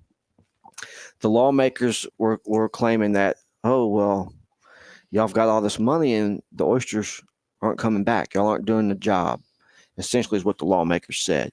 So they said, well, you know, y'all aren't being productive with it. Y'all, as in DMR, the state, as a public agency, is not being a good steward of these dollars. You're not restoring our reef. So we're going to switch this to a private model. Where were they getting that information from? What information? That the oysters weren't there. That was, you know, from DMR. That is what their assessments were telling them. Okay, so the DMR assessments were actually telling on the DMR that they weren't doing a very good job. Well, and you gotta they know the harvest, right? I mean, that's all documented, I would assume, right? Yeah, well, oysters are very regulated just in how they're caught and transported, right? We are, but since the 2019 spillway, we hadn't had a harvest. Right. Hadn't had no season. Correct. We were like 6 years almost with no data there on the harvest. So and then that gets in even more. So their assessments of the reef has been a point of conflict because the fishermen now they did open the reefs this past year, November. The fishermen were able to go out there and they did their own assessment and got to start harvesting. And they're coming back and reporting, oh my God, these oysters are coming back. They're coming back strong. And they look beautiful. And we're seeing lots of great growth on these natural reefs, which is a great thing. That's something for us to be proud of. And so we're starting to question. We're saying, hey, you know, have y'all been honest about these assessments? You know, y'all are telling the lawmakers the oysters aren't coming back. And, you know, what we just seen out there, these are big oysters. You know, these are 3 or 4 year old oysters that we're catching out here. It looks like they've been coming back, and it's not all areas out there in that Western Sound, and it's really the inshore areas are what we're seeing the good growth and the rebound of our reefs. And I think Spraggins mentioned that they did some seeding or something like that on those inshore reefs. That's the 30-something million I mentioned. You know, they've spent a lot of money, but so that's no. So are they not doing their job? Or are they doing their job? Right. And that's what we're getting at, you know. And so the lawmakers for the past 3 years, they did try to do a pilot program 3 years ago where they were just going to allow Hancock and Harrison County oyster dealers to lease limited areas of oyster bottoms. I think the consensus on that was it probably wasn't fair just to allow the dealers to have access to lease. So then they came back the next year and they opened it up broader and tried to do a broader leasing program, allow anybody to go out and lease. There's some inside information on that. I'm not going to get into all the details, but essentially they went through the whole process, accepted the applications, pretty much put out there who they were going to award these leases to, and then the process was halted. They didn't go forward with the leases. The legislature, one of the senators, referred to the DMR's decision-making process of deciding who got those leases as arbitrary.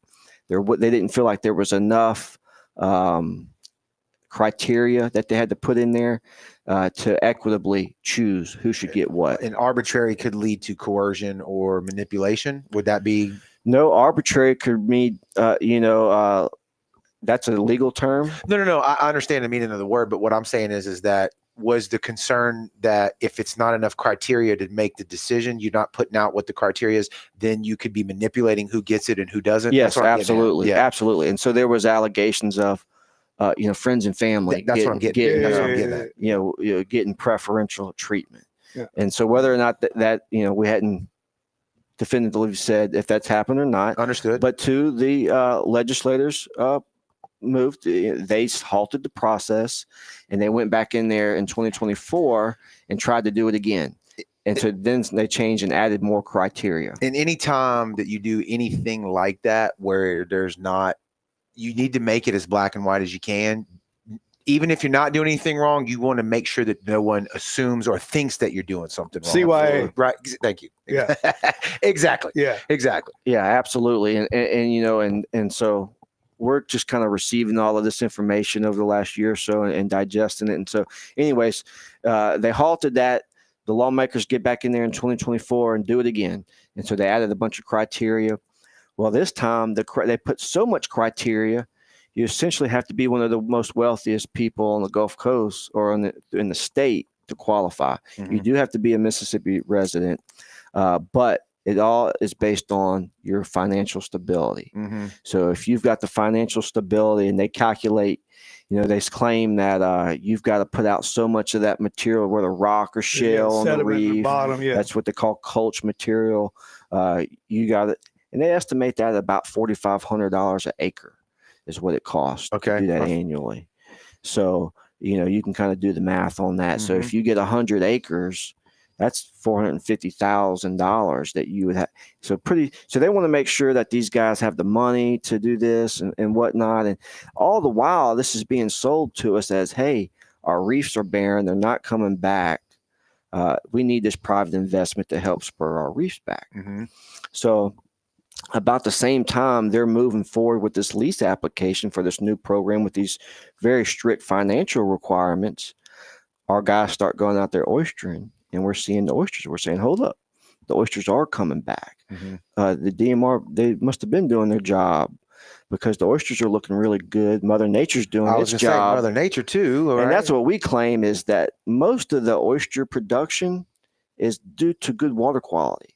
If we get consistent good water quality, we're going to have good oysters. Yeah. That's 95% of it. We've talked to, I'm going to throw Trevor's name out there because he's an extremely knowledgeable guy. He's great on the podcast. He's been up here. He's taking heat.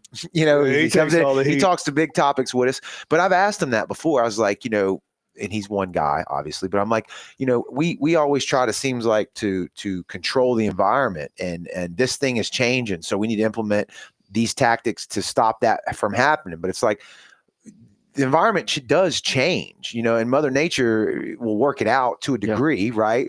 We've also talked about the other side of that coin. More people fish nowadays. Technology is better. Outboard motors, GPS. We have to balance both because we can just destroy a population if we want to a degree, right? At least in an area, right? But there is that balance there between what is Mother Nature going to bring back on her own after these different factors are removed. Bonnie Carey, we natural had rainstorms. From probably 2012 on. I mean, you had the hurricanes. That's what I'm saying. That's what I'm saying. Bonnie Carey, these things, they got depleted. These things ebb I would think they ebb and flow naturally, even if we weren't here. Absolutely. Humans. Absolutely. And that's been our argument is we kind of felt like they used all of these disasters as an opportunity to privatize our reefs. And, they're trying to kind of throw DMR, the lawmakers kind of threw DMR under the bus saying, hey, y'all aren't doing this good enough. So we're going to take it away from you.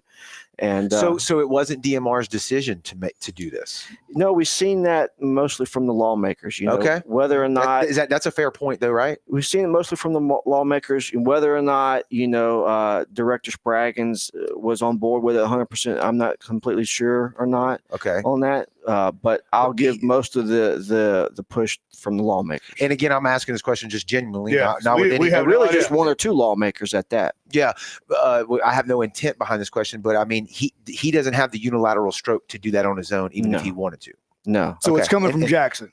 It is. Okay. Yeah. Now, whether his opinion is one way or the other, that's a different story. Well, he certainly has a lot of influence. Because they're going to, the first thing that these lawmakers are going to do is go ask him, hey, what do you think about this? Gotcha. Respect. So, I've heard a little bit of different stories. And I honestly do not know. I mean, that's the truth. We have no clue. That's why we got him and you on to try to figure it out. We try to represent the guys out there who don't know because we don't know. Yeah. Right. So now we're in this situation where we've got this leasing program, and our fishermen start trying to apply, and all of them are coming back and saying, "Hey, there ain't no way I can qualify for this. They want all my bank records. They want all this." And you got to remember, these are our same guys that have been wiped out by these disasters. Right. Old salty guys. Yeah. They've got their boats, and they're barely hanging on to their boats and just trying to keep their business afloat.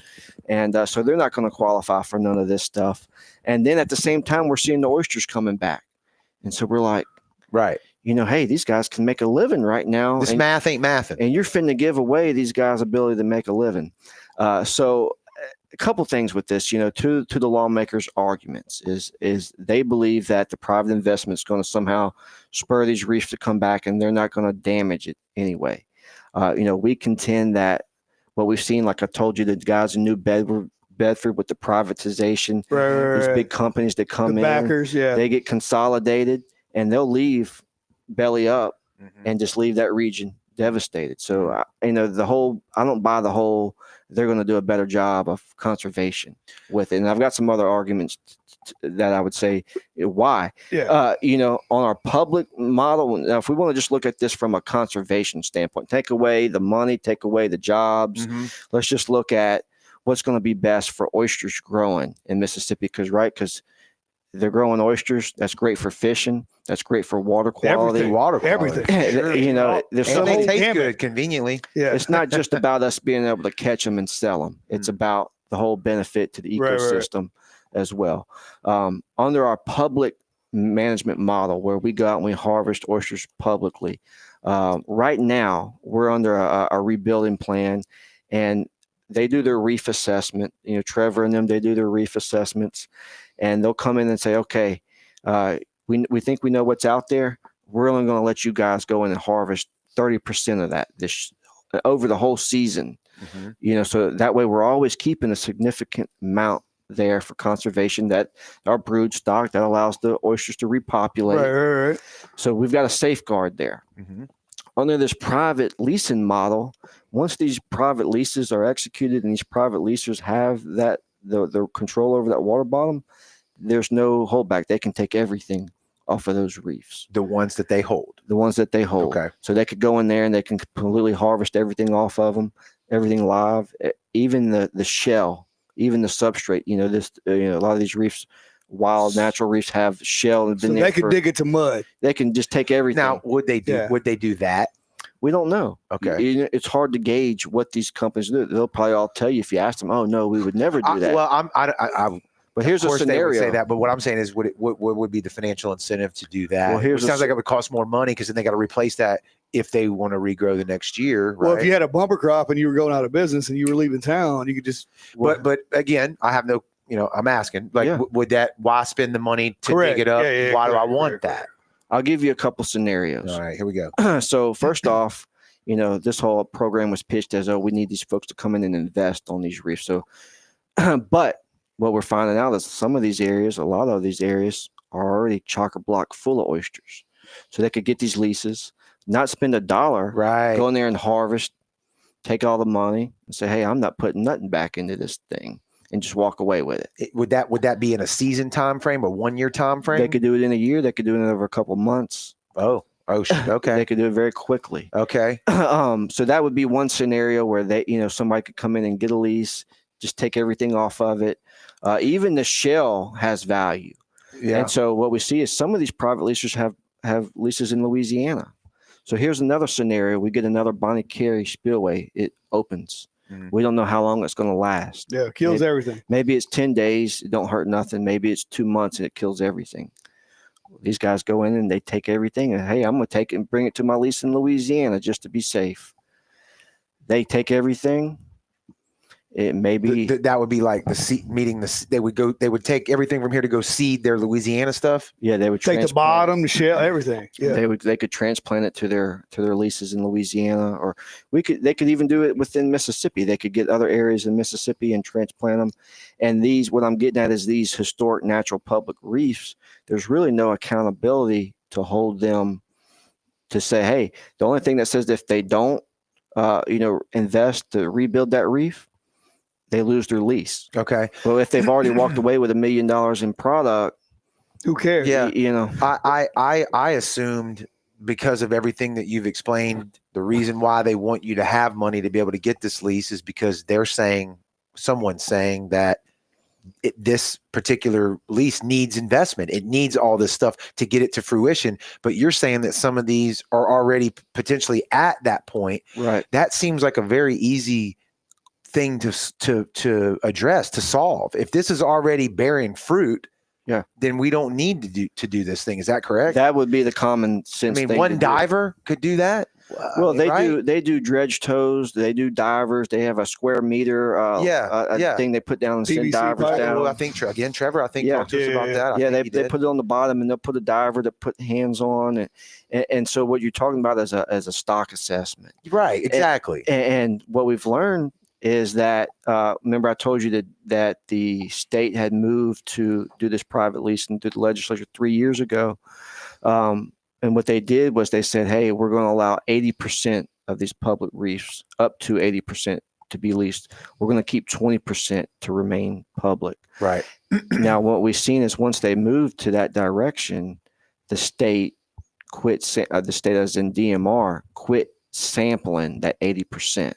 So the last 3 years, they haven't even done an assessment on these reefs that they're getting ready to lease out. So the question then becomes: is that intentional, or is that who dropped the ball, and was that on purpose? Yeah, well, it's a good question, because I've read the law that they've changed, and I don't see anywhere in there where it says it directs DMR not to assess what they're going to be leasing out. So maybe that was an executive decision not to do that. I don't know. Well, and I could be naive, and or maybe it was a staff decision. I don't know. Certain things take a 3-year cycle or a 5-year cycle or whatever years, to assess. Well, but I would assume, correct me if I'm wrong, oyster reefs would not be that. We could make it a yearly assessment. They do, and DMR does an annual assessment of the reefs. I thought you said 3 years.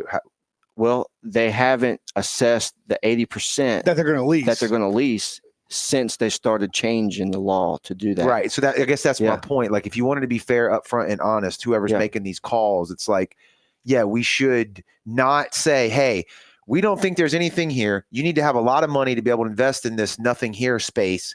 And we're going to cut all you little guys out because that kind of makes sense. Like, if it's got to be invested in, I'm not going to give it to the guy who can't do it. Right. But if I've also not assessed that in 3 years or 4 years, right? That I don't know what's there. Right. Yeah. And if it is already producing, and we go down there, we go, oh wait, no, this one's pretty. There's some trees down here got some fruit on them. Right. Like exactly. I'm going to charge you more. Well, or no. Now we don't need the expensive or the deep pocket guy because it's already there. Yeah, and the analogy I use when I'm telling this to the lawmakers is 16 section land. They've been leasing that out. Right. Schools. All that stuff, they can lease that out, but if you go in there and you cut $1 million of timber off of it, right? That's not going to be a good deal for the state. No. The same situation here. And so, look, I understand the legislator's argument about, hey, this private investment, and the fishermen are open to some of it. We'll allow. There are some areas. I don't know if you guys are familiar with the Western Sound, but there's an area called Telegraph Reef. It's a really good trout fishing spot. Used to be a very productive oyster reef. It's about a mile long. It's a bunch of oysters. It's a really good spot, but it's been barren for almost 15 years now. So there's areas like that where, like, hey, we'll consider some investment, but let's not go in here and lease these areas that are may have millions of dollars on the ground, right? And we're going to give that away to somebody just because they were rich enough to qualify for it. That doesn't sit well. How many oyster men, women? I don't know if there's any women in the game, but probably there is. Could be. Yeah. Are in Mississippi right now. Do you have that number? Is there a percentage of what is compared to shrimpers? What is that number? I think I've seen some license numbers recently at the DMR meeting. I want to say there's 100 to 150 licensed commercial. I feel like they told us that on one of the episodes that we have. Yeah, which is down, just like the shrimpers is down. Right. Well, they hadn't had a season in how many years either, too, right? Right. We hadn't had a season in 6-7 years. Yeah. Till last year. So those guys are way down. Like I said, we used to catch 400,000 or 500,000 sacks on a good year. They're been getting close to $50 a sack wholesale price. So if you do the math now, that's almost $2 million in product. Just dockside that these guys would produce if we were having a good year. I don't want to ask this question in the wrong way, but with that number of oystermen or women, what is the actual, how much do they actually need? I know, well, not saying it in the wrong way, saying like we should get rid of it, but what would suffice? You mean square footage wise? Square footage wise, yes. Well, I don't know if that or area. If you talk to them, they want the fishermen. They want all of it. Correct. Yeah. We know. Well, but because you're not guaranteed that this is going to produce, right? So the more area, the more chance, the more. Right. What we're concerned about, our big concern, like we think that they're trying to lease up to 80%. I think that's too much. I think I've heard from the fishermen, hey, maybe 20 to 40% if they want to lease that amount out. So we're squeezing the local guys. Yeah. I mean, we're giving, so they're going to get a little bit of spot. It's going to be left public. It would be 20%, right? 20% would be available for public harvest. And, what happens is the people that don't wind up with a lease, they're all going to be consolidated. 20%. It's like I'll be fishing on FH2. Right. So everybody's going to be out there tonging in one spot. Right. Let me ask this too. Then. So that's going to get wiped out quick, and that's not going to last long. When it comes to the 80% and the 20%, that 20% that's left for the recreational guys, how is that 20% decided? And I don't mean in a percentage way. I mean in a location way. Yeah. In other words, it's like, we only get 20% and our 20% is in like the worst spots. Right. Or is that not the case? How do you see what I'm saying? Yeah. So they took the Tongan Reef, which that was really, they wanted to keep that because that is both commercial and recreational harvest is on the Tongan Reef. And all of these inshore areas, I wanted to clarify, is recreational harvest as well available. You can get a recreational Tongan license and go pretty much anywhere down the beach out of Pass Christiana to Bay St. Louis, Stanislaus, and you can tong.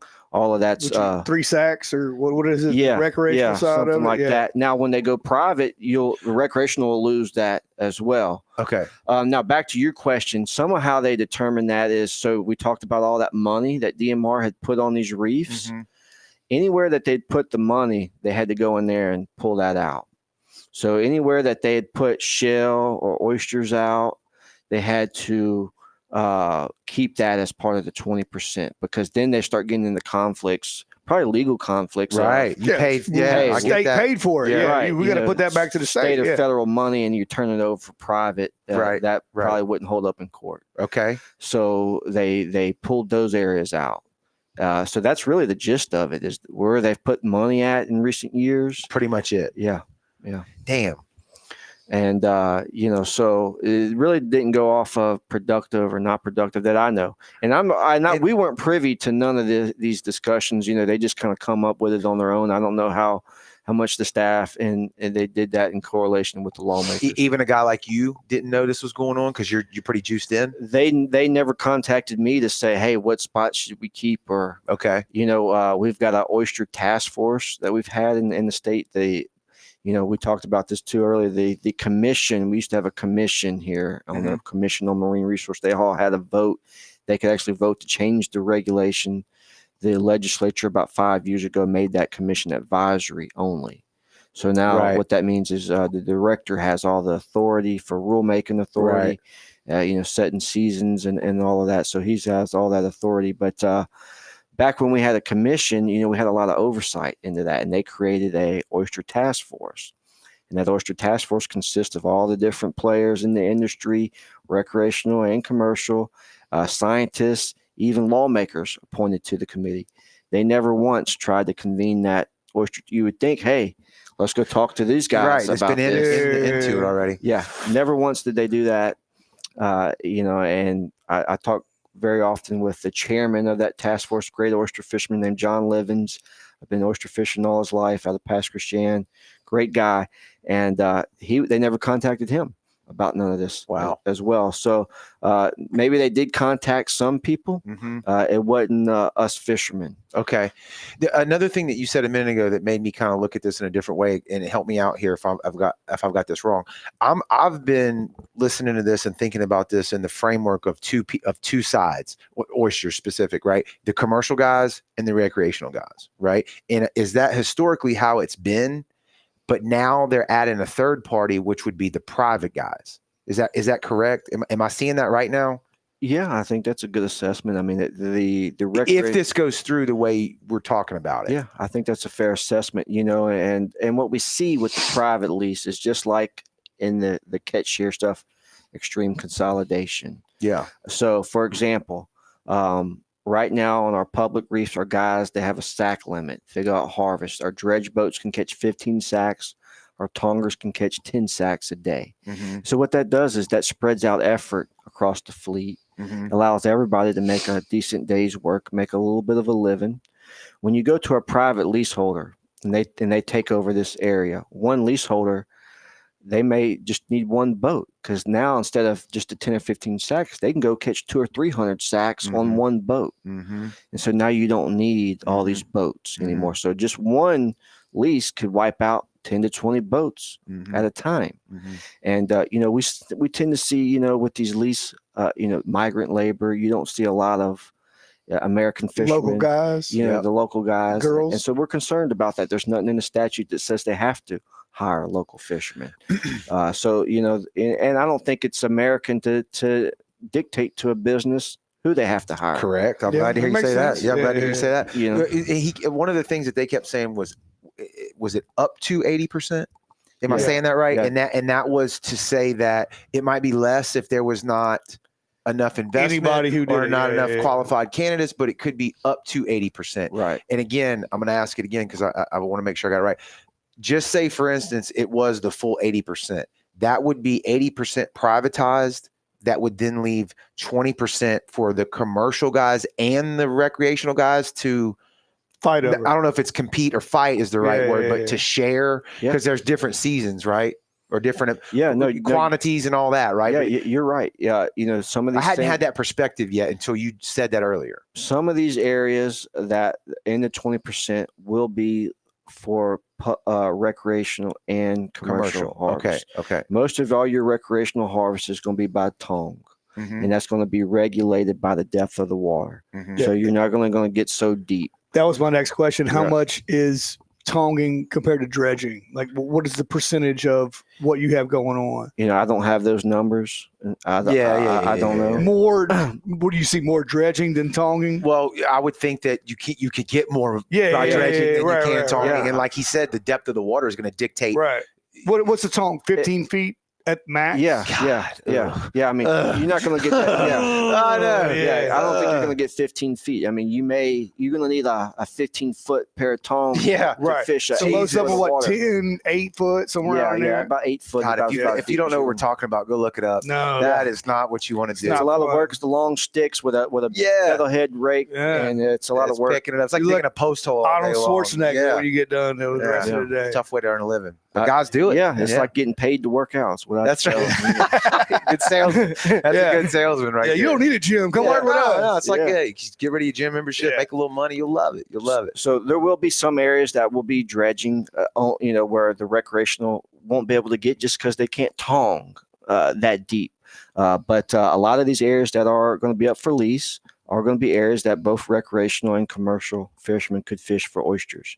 So as we move into this and we have, what we would expect, 80% is a lot of our reefs, extreme consolidation. We're going to probably a lot of boats are not going to be needed anymore. A lot of oyster boats are not going to be needed. A lot of oyster fishermen not going to be needed. So that's a concern. And then what we see, another concern for us we don't have protections for is this 20%. This year they're keeping 20%. Next year they could say, hey, we want that 20% too. Once we start down that road, where does it stop? And you say, why would they want that 20%? Well, what we see in Louisiana, what they allow their private leaseholders to do is to go on the public reefs, and harvest everything they can off of there and move it to their private leases. And then they allow them to do that before they open it to the public. Whoa. That should be really. Hold on. Explain that to me. Because what I thought you were going to say is that even if I hold a private lease, however much I have and however much I got invested, that I'm still, as a person or company or entity, allowed to participate in the public or commercial as well. So I can do private and commercial or recreational as well. But okay, that would be kind of bad in and of itself to me. But you're saying they can go on the 20% before everyone else, harvest that, and then bring it back to the private? That's not the way it's set up in Mississippi yet. Right. But in Louisiana, that's been the status quo for decades. Why? I mean, what does that – why do they get to go out early? Why do they get to go out before? There has to be some – well, that's a great question. We probably need to get them on. Yeah. Give me a number. Essentially, they become very powerful. They become their own cartel, essentially. It's money. It's always back to money. And they become very powerful. You got a few leaseholders that have a great vested interest, and they work closely together, and they have the lobby power. Once you turn that power over to them, they'll have the lobby power, and they'll go up to Jackson and they'll say, "Hey, we need more of this." Yep. And that sucks. Jesus. So that's a big concern. Is they're saying, "Oh, we're leaving y'all a little bit now." We're worried that one, that's going to be just a little bit. It's going to put a lot of people in the small area trying to make a living, and then two, they're going to come back eventually and say, "Hey, we want that." We want that too. I guess too. Then if you structure it like that, and all the commercial and/or recreational guys are like, "There's no money left in this. I don't like it. There's not enough space," and then they'll run out. Well, then they go, "Well, hell, nobody's even utilizing that 20% anyway, right? There's only 15 guys left that even have permits, or 100 guys. If the state puts any funds in it, it should never go to the private lease. Right, and that's what he was saying about how they allocate the 80%. Right. Yeah, as of right now, anyway. Ever. Yeah, and to that point, so you got one. So here's two spots. The state put money here, and you've got oysters growing here that they didn't put money.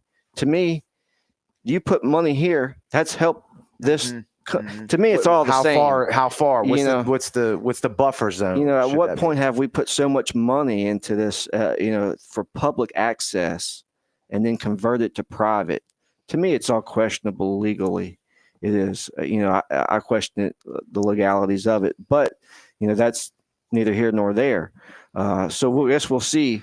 Now, the update on all of this is, we've been working this very hard this year, this January, since the legislature got back in session 2025. We had 3 different oyster bills introduced by 3 different lawmakers. 2 of those bills are still live up in Jackson today. They're down to their last week. Both of those bills are in conference. We're trying to get a compromise in there to make this a better situation. For example, we don't want none of these inshore reefs that are available for commercial or recreational harvest to be leased. So a lot of this stuff that's north of the ship channel, I think we could leave that alone and still leave some of that barren reef that's offshore that we could allow the investors to come in and take a look at.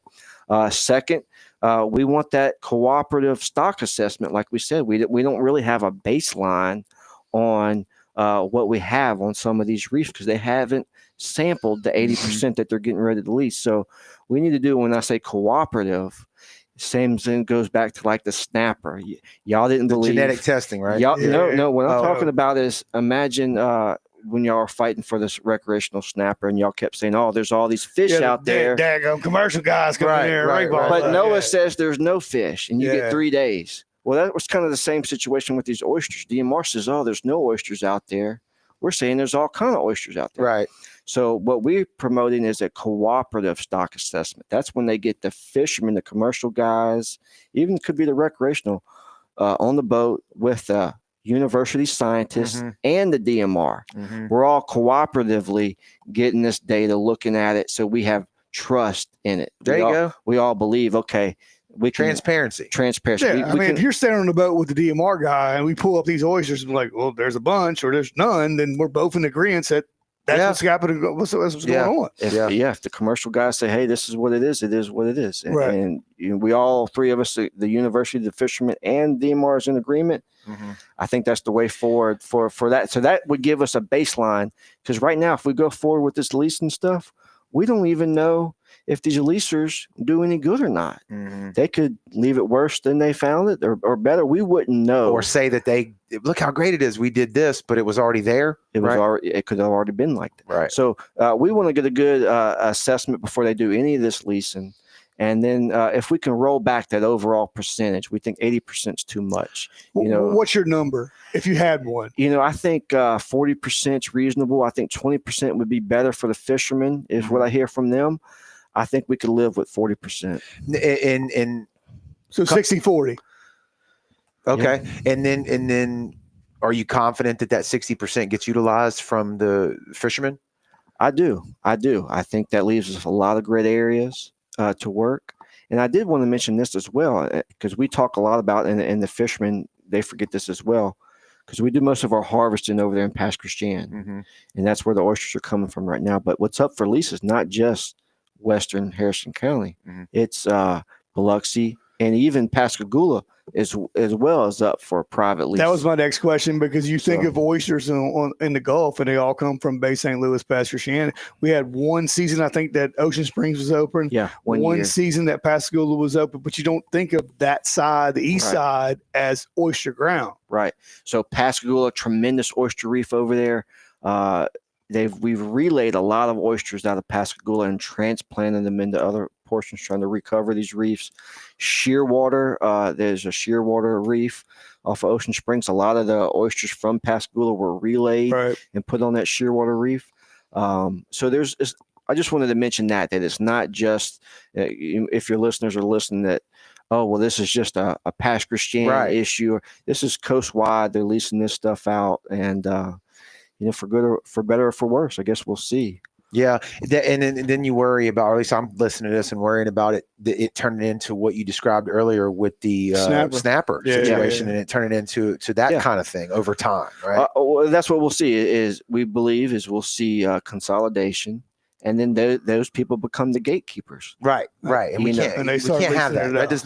That's not a good system for anything. I call it a kiss butt fishery. There you go. I'm substituting the butt word. Right. But because essentially, you got to go to people and you can say, "Hey, can I please get some access? Correct. What can I do for you so you can give me some ability to make a living?" Mm-hmm. And the fishermen I know, they do not get down like that. No. These are real guys. They're not trying to kiss anybody's butt to go for the right to go to work. Yep. And so, we'll see what the legislature does. I know they're working on it. It's in conference right now. They're in the last week of session up there in Jackson. They may hear. It's crunch time, right? Yeah. They may hear all of what we've said and try to help us. And I think if they can do a lot of things I've said, that we'll probably be okay with it. But if they don't, we're going to have to see what's next. So to reiterate, none of what we've talked about with the oyster part of this has passed yet. Is that correct? It's not law yet. It is. Okay, it is. It is. So like I said, the last 3 years they've been doing it, and they've actually changed the law 3 years in a row.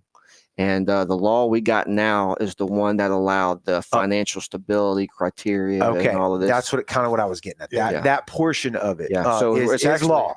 Yeah, so the fishermen, they actually wanted us to go in and push the lawmakers to completely repeal the law. Mm-hmm. And they're like, no, we're not going to completely repeal it. They still the fishermen still want them to say, hey, we don't want none of this leasing stuff. Because once you've already allowed it and people start pouring their dollars into it, now it's a whole different situation. You broke the seal. Yeah, the lease terms are 15 years. Oof. So once they get people locked in, and so I've been telling lawmakers this too, because I've been talking with a lot of old school guys, and one of the old guys I talked with is named Joe Gill, great guy, Ocean Springs guy. He was actually one of the first directors of the DMR back when it was the Bureau of Marine. Right. Yeah, I remember that. Back in the 80s, and right when he came in, the legislature had tried to do the same thing in the 80s. Mm-hmm. And they did this private leasing things of the reefs over there. And the fighting was so bad that the state had to buy the leases back from the leaser. It ended up costing the state a bunch of money. That's a different world back then. So they had already passed it, allowed the money to be invested and then had to buy it back on oysters? Had to buy the leases, buy the people out of the leases. No, that makes sense. That's really the only way you can do it is to say, hey, look, we messed up. We're repealing us, but we got to give you your money And this back. was in the 80s. And I was trying to get the inside information on what were the big problems. And a lot of it was, when you start drawing these imaginary lines out there, these lease lines, it's really hard to enforce, and people are just, I'm going to you get like fist fights on the water, right? It could be worse. In the 80s, it probably was. It was worse. There was no internet. So some of they got a place over here in Alabama, the oyster they call Murder Point. Yeah, Murder Point oysters in Bayou La Battery. So we're going to wind up with the same stuff over here. I guess the only slight difference would be GPS technology and mapping the way it is now, but the point still remains. Yeah, and that's what we told DMR. I was like, look, unless these boats that you have harvesting these private leases are GPS, and where they're at all the time, it's very difficult to enforce. Well, even worse, the recreational guy who doesn't know he may possibly be on a private lease and he thinks he ain't. How the hell are you going to tell me I'm not? Like, what? Look, 50 feet, 100 yards. I don't know what Right. So that it causes a lot of friction. I think that's something that the lawmakers really hadn't. begun that's to consider. The details that you get into. And we, that's why it's so important that we have to look back at history, because we've already been down this road before. It already didn't work once. It didn't work, and we forgot about it. And so here we are. We're about to repeat the same things. I hope, the lawmakers in their grand vision, they believe that these private investments are going to spur these reefs. These oysters are going to come back thick, and that all these fishermen are going to be employed again, and they're going to get to work more than they ever have. But unfortunately, I just don't see that playing out that way. Like I said, we see extreme consolidation with these privatization schemes, and it's probably going to put a lot of people out of work that would have had the opportunity. And not to mention, once it gets down so low, and that little 20% is not enough to sustain someone's livelihood for them to go out and work that, then you start losing those people, and then you start losing the next generation. Because if any of y'all have kids, I've got two boys. Nobody's going to be an oysterman if daddy failed out of it. Look, I hope that my kids don't get into the seafood business. But if they ever decide they want to, I hope that opportunity is there for them. And what we've had here for many decades is you can go down there to DMR and you can buy your oyster license. You have a boat, you can buy your oyster license, and you can go work hard and you can make a living. And well, that's what I was saying earlier. Then it gives the privatization guys the leverage to say, hey, look, that 20% ain't even being utilized after 15 years. No one's doing it. Why don't we just get all of it? Or something, something to that very and now degree. They're the gatekeepers. And now instead of your kids being able to get that license and be independent and work their way up on their own, now you got to go kiss butt somebody. Hey, can get a big gigantic loan just to get the stuff out of it? Can I please work for you? To your knowledge, has there been any leases yet on those? Have they said anything about that yet? As far as I know, they hadn't been executed. We're watching them close. We'd pushed really hard for DMR not to issue those leases until we see what the legislature does, because obviously they could do whatever they want in the legislature. They could completely repeal all of this stuff, and the DMR could be in a position where they're buying back leases. I don't think they're going to do that. I think they're going to wait and see what the legislature does, and then they're going to proceed accordingly. And, so we'll just have to see how that goes. But I know this has been a very big issue for the fishermen. We've tried to, in the early years, to kind of sit back and let it evolve to see how it was going to work. And we were under the impression that there wasn't any oysters on our reefs. Right. And now that we're seeing our oysters are recovering and coming back and they're thriving, we see a lot of hope and future for our commercial fishermen. And so we're hopeful that they'll be able to get back out there and make a living again, and keep most of it public. And these reefs that are barren, some of them are further offshore, like the Telegraph Reef that I mentioned. Hey, if people want to go in there and try to make that work, I think the fishermen will be willing to allow it, but not taking these places where they're looking at money on the ground right now. What a great perspective. I appreciate it. There's two sides to every story. I mean, every story there's. Yep. And that's what we're trying to do, is just get the stories out there. And we're learning along the way. Like we said, we was talking to you before we went live. with the interview at Spraggins. You know, we hoped we asked all the right questions, you know, and I don't think we did now that I'm hearing, you know, you talk about it, because we're, you know, Joey and I aren't as deep into it as y'all are, or as the DMR is, or whatever, you know.